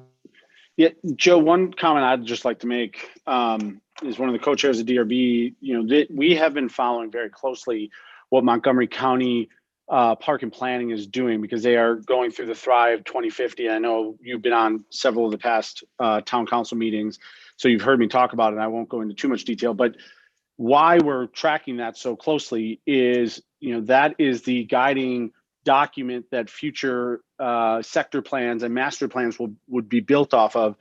And the county projecting out for the next 30 years is making a real emphasis and push toward reducing parking. Mr. Zavos made a comment that reducing parking, they believe, will reduce people's appetite to drive to locations, but rather to have this, what they call this 15-minute radius, where you can walk and bike to everything you need within 15 minutes. And so I bring that up as just a way to interject a reminder to people that, we are closely watching what is happening with Thrive 2050, what's happening with some of the ZTA proposals that are coming out. All of this is development related topics that are touching on the town. Yeah, point well taken, Councilmember Crimmins, but, frankly, the reality is Connecticut Avenue is hardly a walkable boulevard. I mean, you take your life in your hands if you try to cross it against the light. People try to do it all the time. I don't have to tell you that. It's a dangerous thoroughfare. So to pretend that it's walkable, or that we should try to reduce or allow a reduction in the number of parking places because that'll enhance the walkability of the area, seems to be a bit foolish. Understood. It's a good reminder, though, that the town isn't the zoning authority on things like parking. It's the county. So when they talk about these parking numbers that the county wants 56, they're proposing 41, we will comment on those items, right, as a part of the DRB and as the council, but encourage you to stay engaged in the public process with county parks and planning, because they are the zoning authority on things like parking. Understood. And but you called attention to the deficit in parking places, and it seems like it'd be a substantial deficit. Yep, that came from the DRB. All right, thanks, Joe. Dave Bodette. Yes, thanks for your presentation. I just want a quick thing to point out. Right now, there are several driveways into and out of that property. And due to the light at Connecticut Avenue, there are plenty of people who take the opportunity to use that existing Huggins property as a cut through to avoid the light. And so I would just, if you're going to be connecting Metropolitan with Connecticut in a way that avoids the light, it's just something to consider in your parking lot plans, and that if you do look at redesigning the intersection. Good point. Thanks, Dave. Jack Gaffey.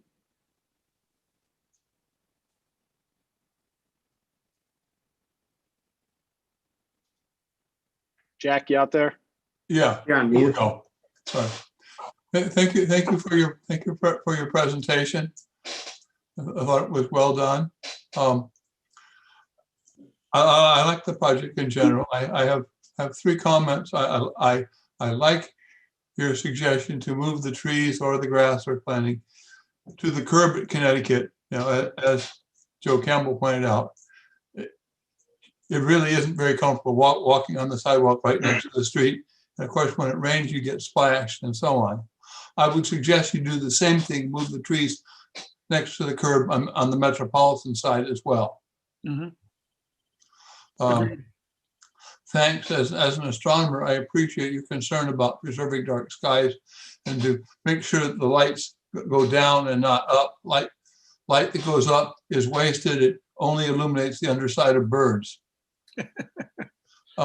Lastly, I'm concerned about the drive-through banking. You talked about stacking. How many stacking spaces for how many cars?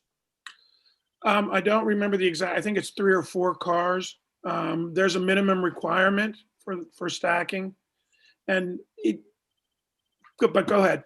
Okay. I think that isn't nearly enough. I bank at the drive-through bank at the Wells Fargo Bank in Wheaton Plaza, and there are 2 lanes that go around 3 sides of the building. One which has a window into the bank, and the other one has a pneumatic tube to send your things in and out. And many times that's full. You don't want to go there on a Friday afternoon.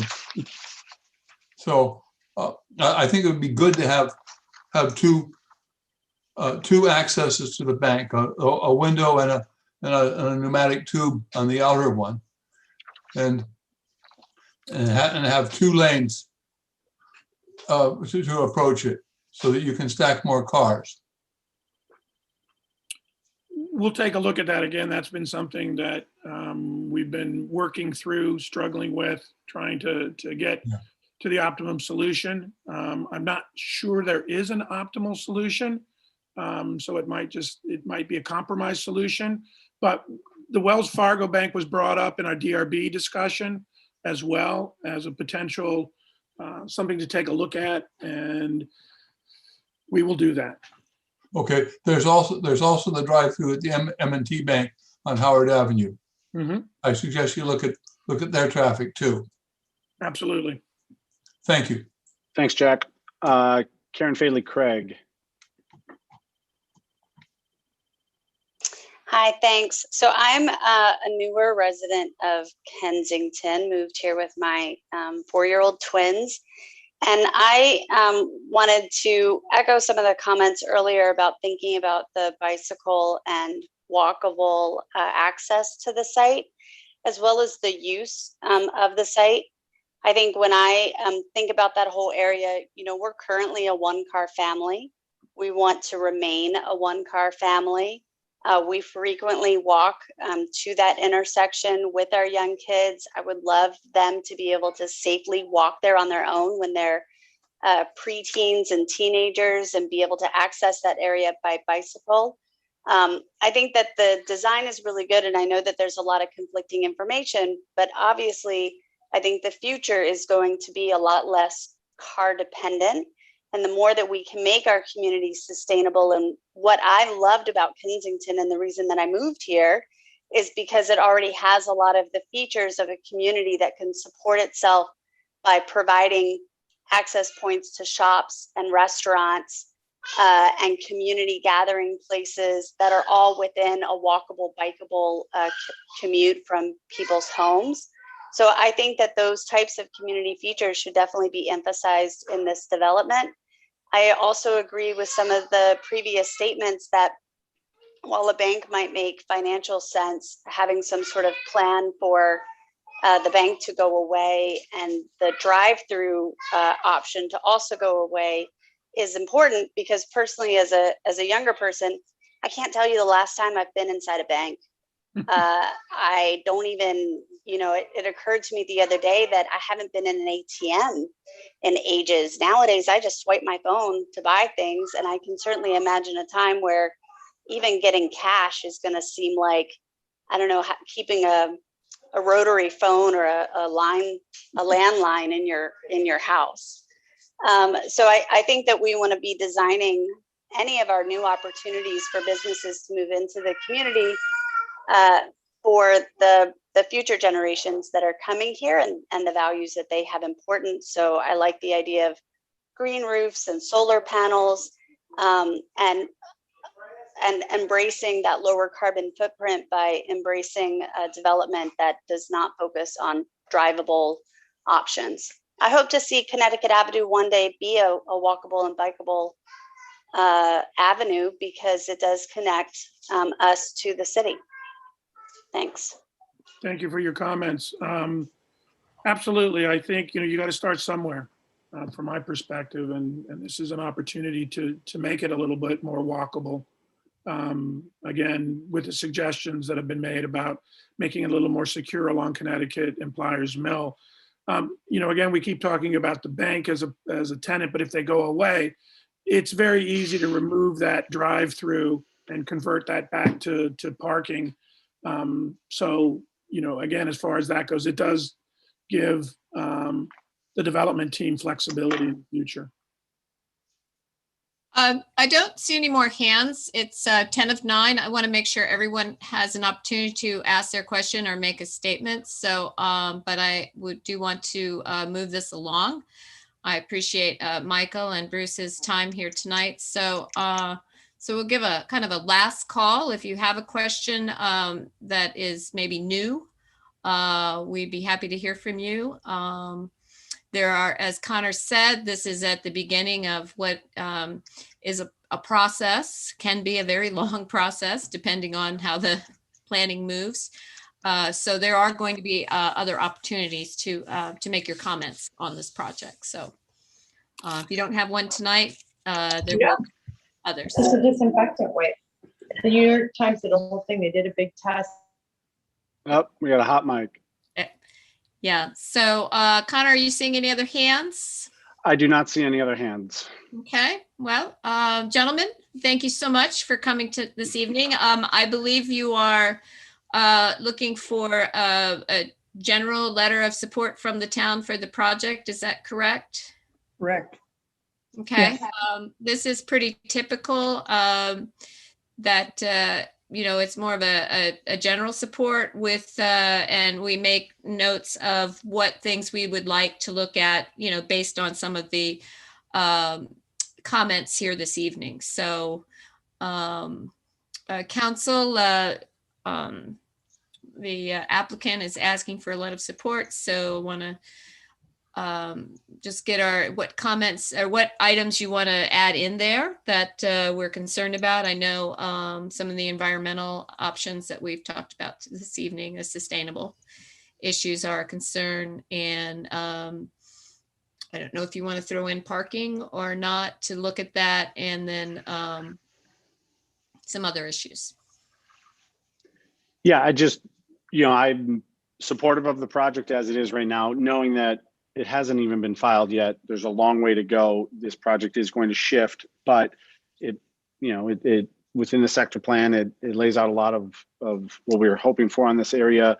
But my one area, big area, which is just echoing what we heard tonight, is supporting the project, but putting an emphasis toward parking planning on pedestrian and bike safety. That is a huge focus for us as a town, obviously with our new working group.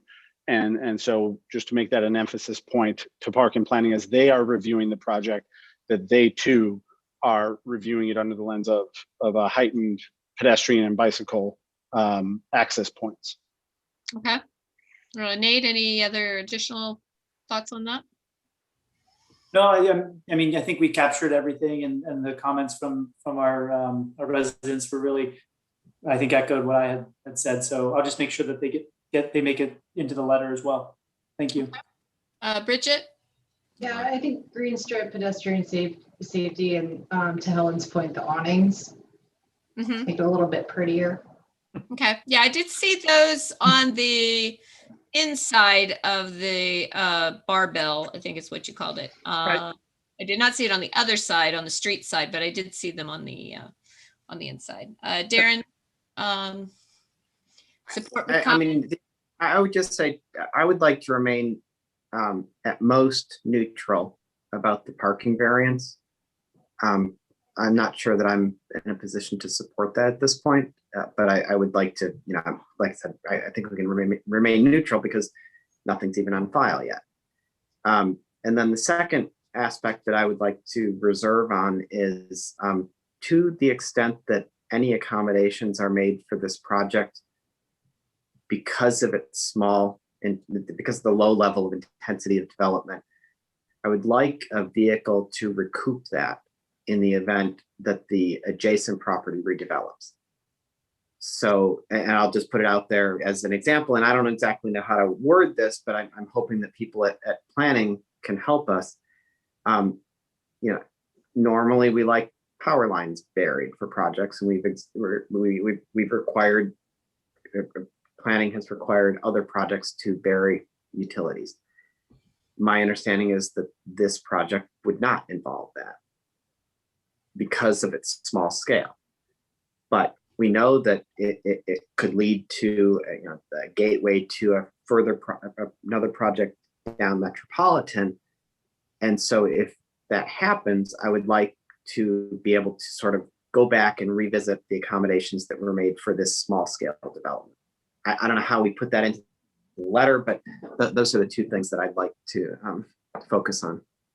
Okay.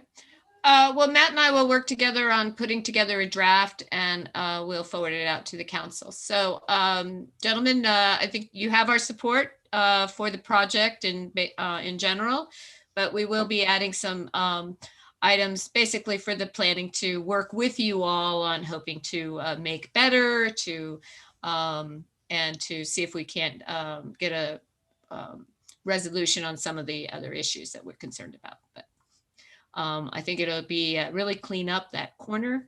So I know you guys have done a great job presenting tonight, and appreciate your time. Well, Thank you all very you. much. And I want to especially thank the council and the community members for some excellent comments.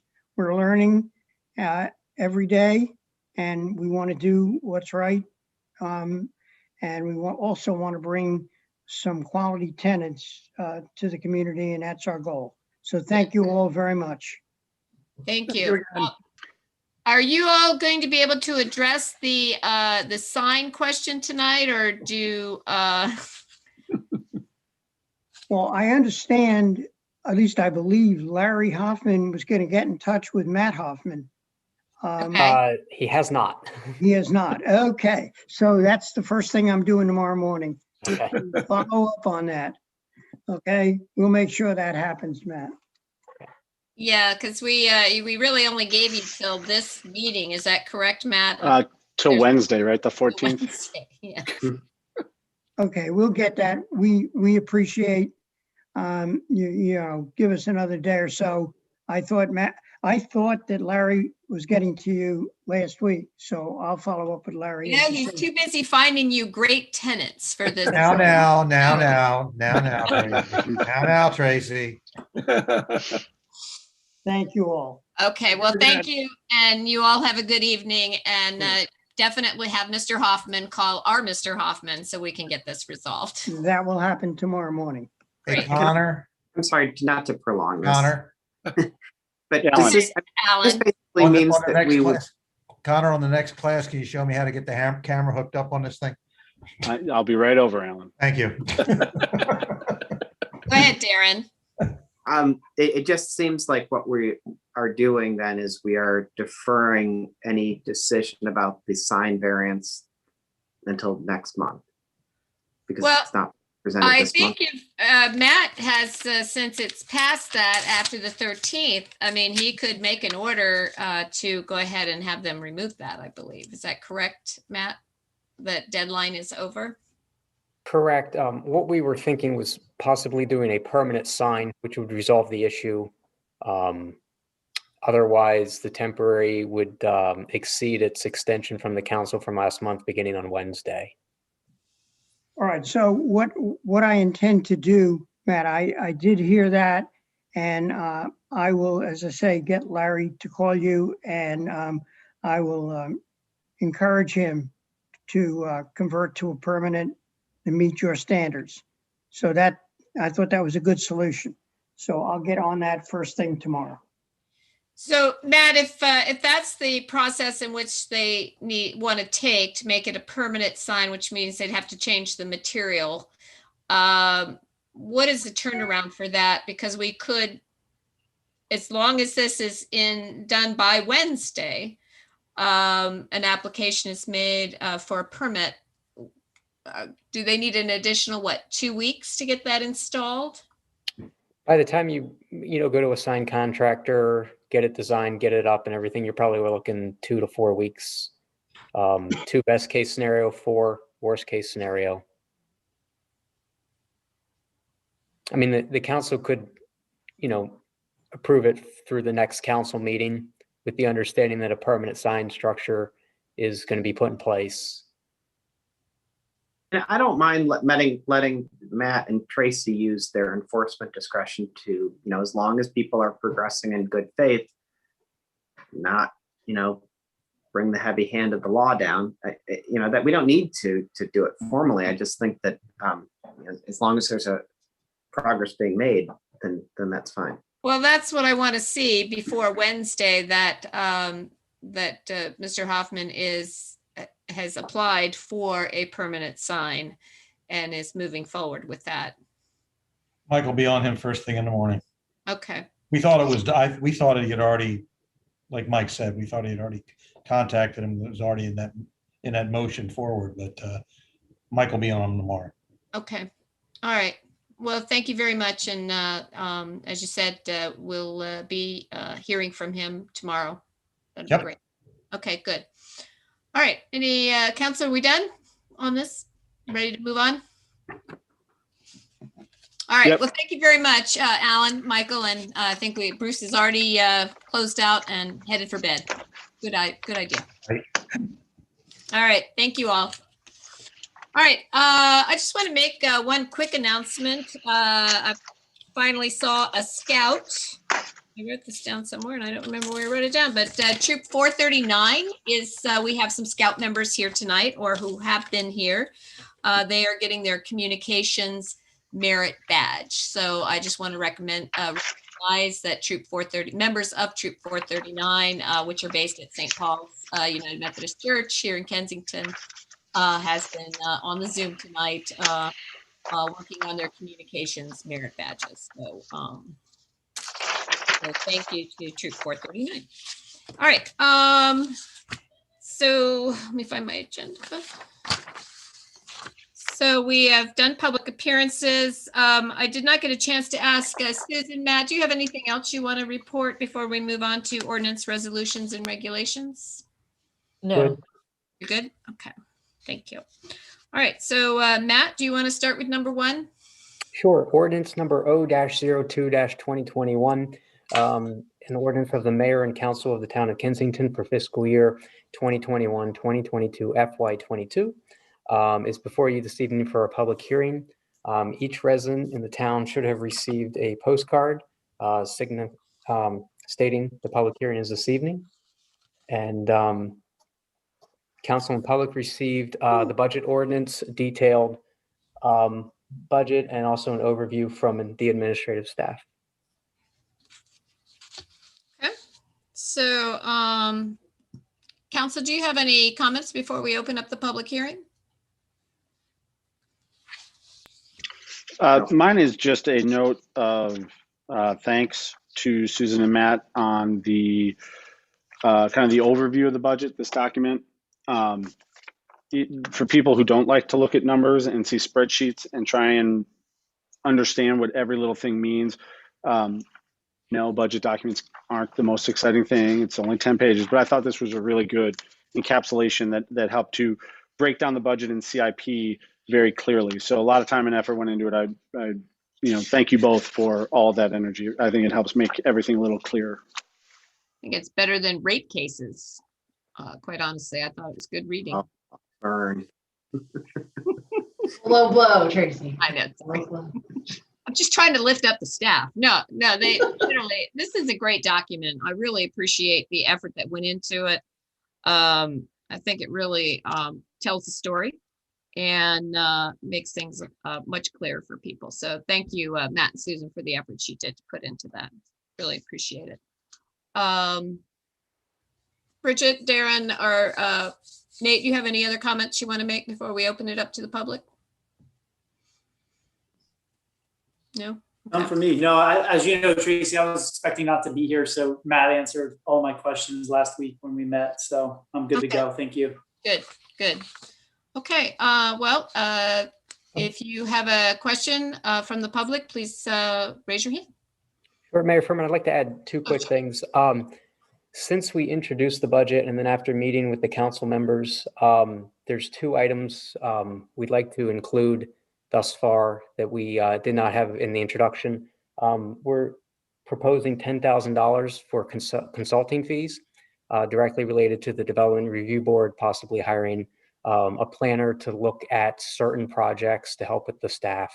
The other request is $1,500 to the Racial Justice Committee out of community grants.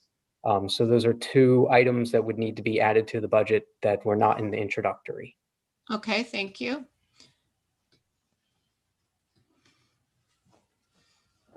All right. So this is the opportunity for the public to ask questions about the budget. And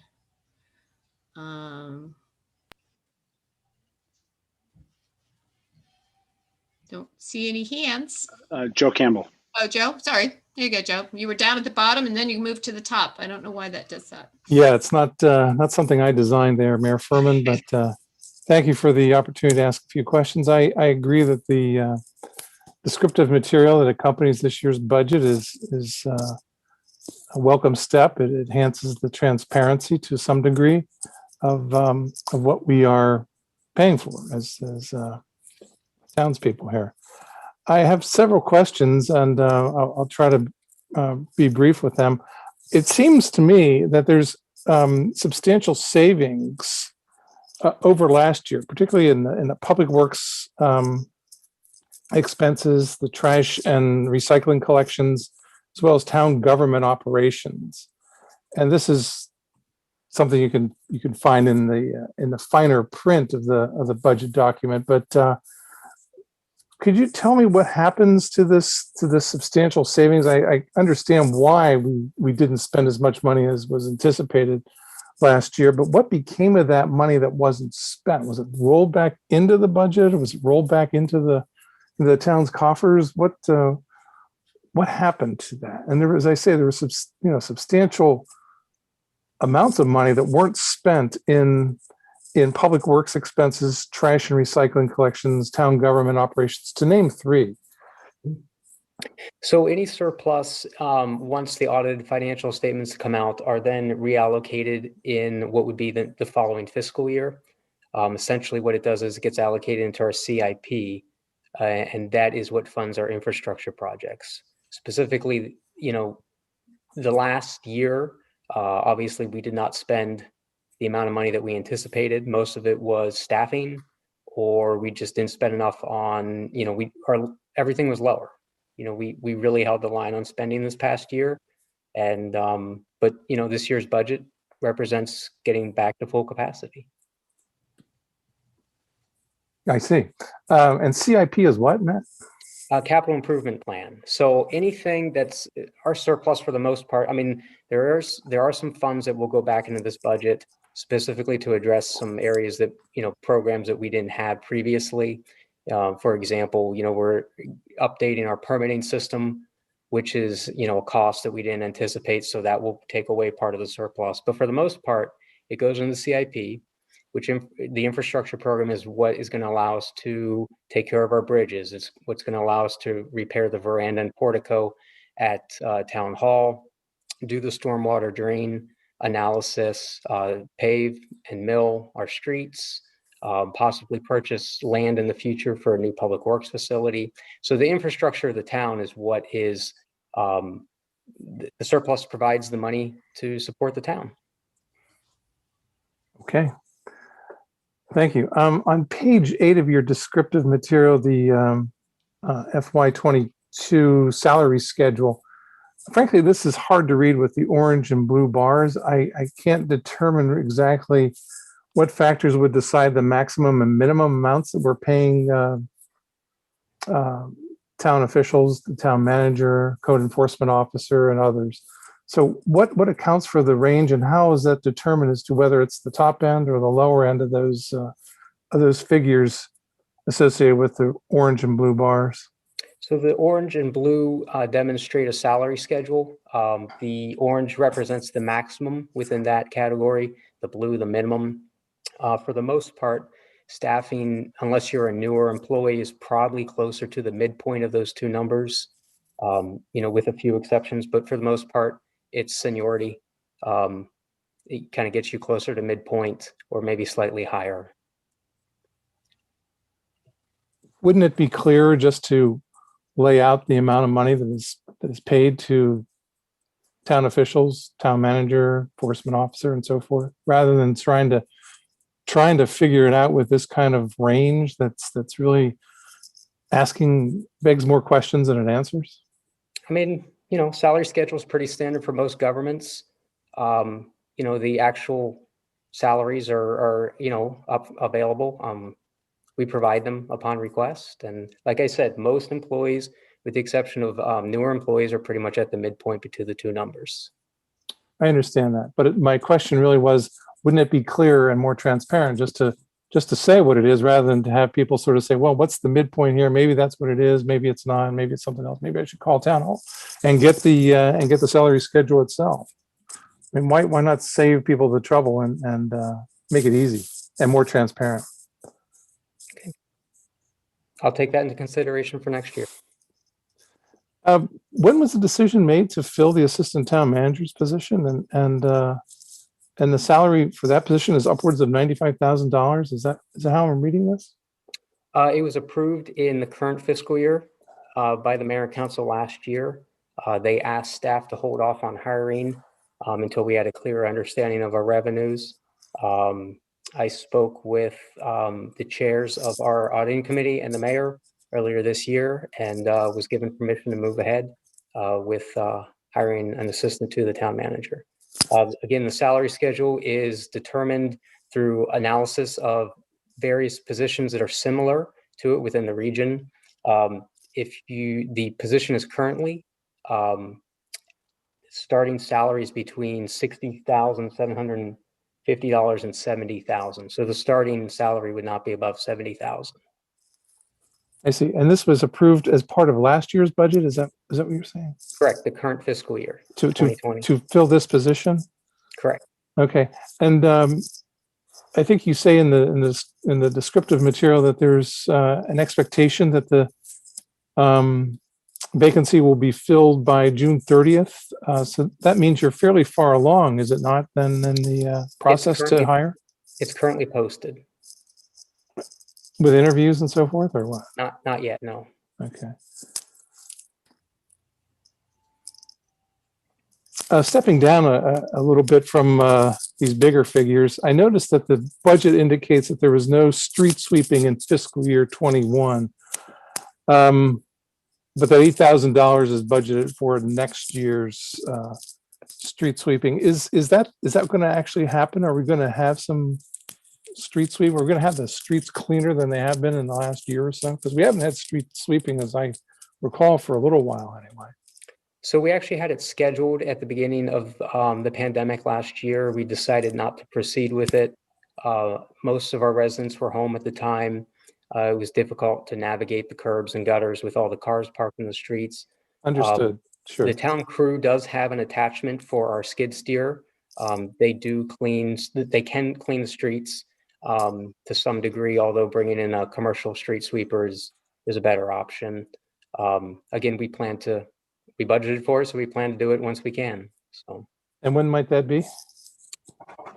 My hope is soon. So what? Next month? Next week? Once we have a feeling that the street sweeper can get around the curbs in the entire street without cars in the way, we'll move forward. Okay. Simply posting a notice that they're about to be deployed, that may be a helpful way to get around the cars. Okay. Any other questions, Joe? Mayor Furman, thank you very much. You're welcome. Does anybody else have a question regarding the budget? Okay, I'm not seeing any hands. So council, we've had those two additions. We will amend those into the budget unless the council has any objections to either of those. The budget hearing will remain open until the Friday before the next meeting. Is that correct, Matt? May 7th. So people will have an opportunity to send emails or make phone calls and ask questions to the town office regarding the budget, and we will vote on it at our May meeting. So we do need a motion to hold the hearing open until May 7th. I move that we keep the hearing open on budget ordinance O-02-2021 until 4 p.m. on May 7th. Okay, second, Bridget. Okay, thank you. All those in favor? Aye. Aye. Okay, thank you. All right, Matt, number 2. Resolution number R-06-2021, a resolution of the mayor and council of the town of Kensington authorizing the town manager to enter into a services agreement with Scott Watson of Associates Lighting and Design for street lighting consulting. So this is our consultant that is actually doing the evaluation of our existing streetlights and is also helping us with the testimony within the PEPCO rate case. The rate case required a little more of Mr. Watson's times than we anticipated. So he revised his proposal, which is before you this evening, with regards to a resolution to hire him. He had proposed in his initial proposal, which the council received, a five-phase program. The resolution and contract allows the council to approve those individually if they want to. But the first two phases are pretty much required at this point in time. And he is conducting the analysis as we speak. So. Okay, Council, do you have any questions? Okay, anyone in the audience have a question regarding this resolution? Okay, I don't see any. Is there a motion? Make the motion. Okay, is there a second? I'll second. Okay, all those in favor? Aye. Aye. Thank you very much. All right, Matt, number 3.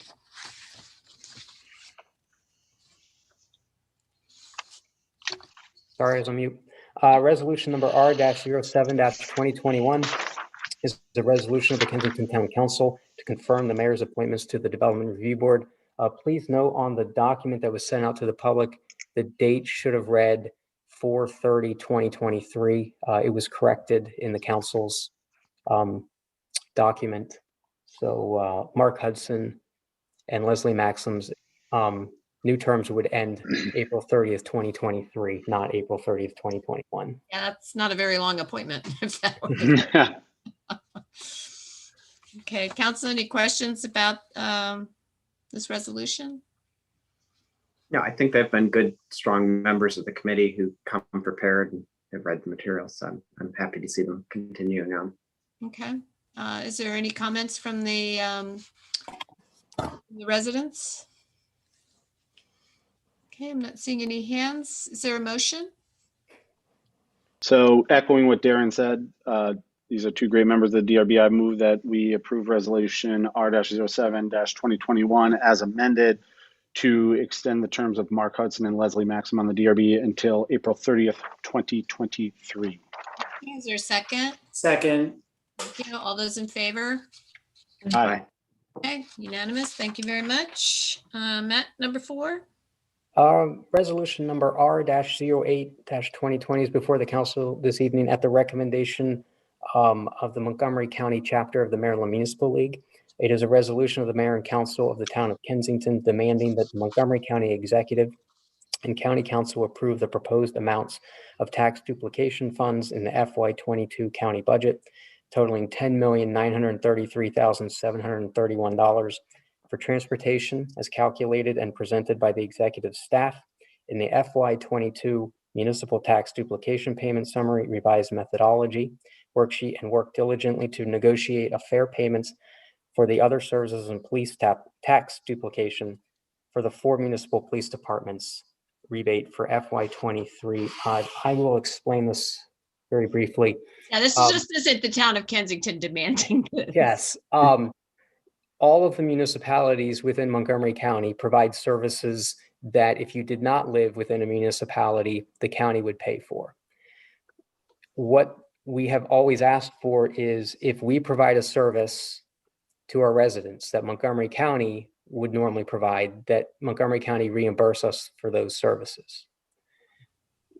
Montgomery County has not been fair on those reimbursements in any of our lifetimes. So what this is demanding is that the county executive put forth a new proposal, which would bring us roughly 95% of transportation funds returned, and I think it's 60% of parks back.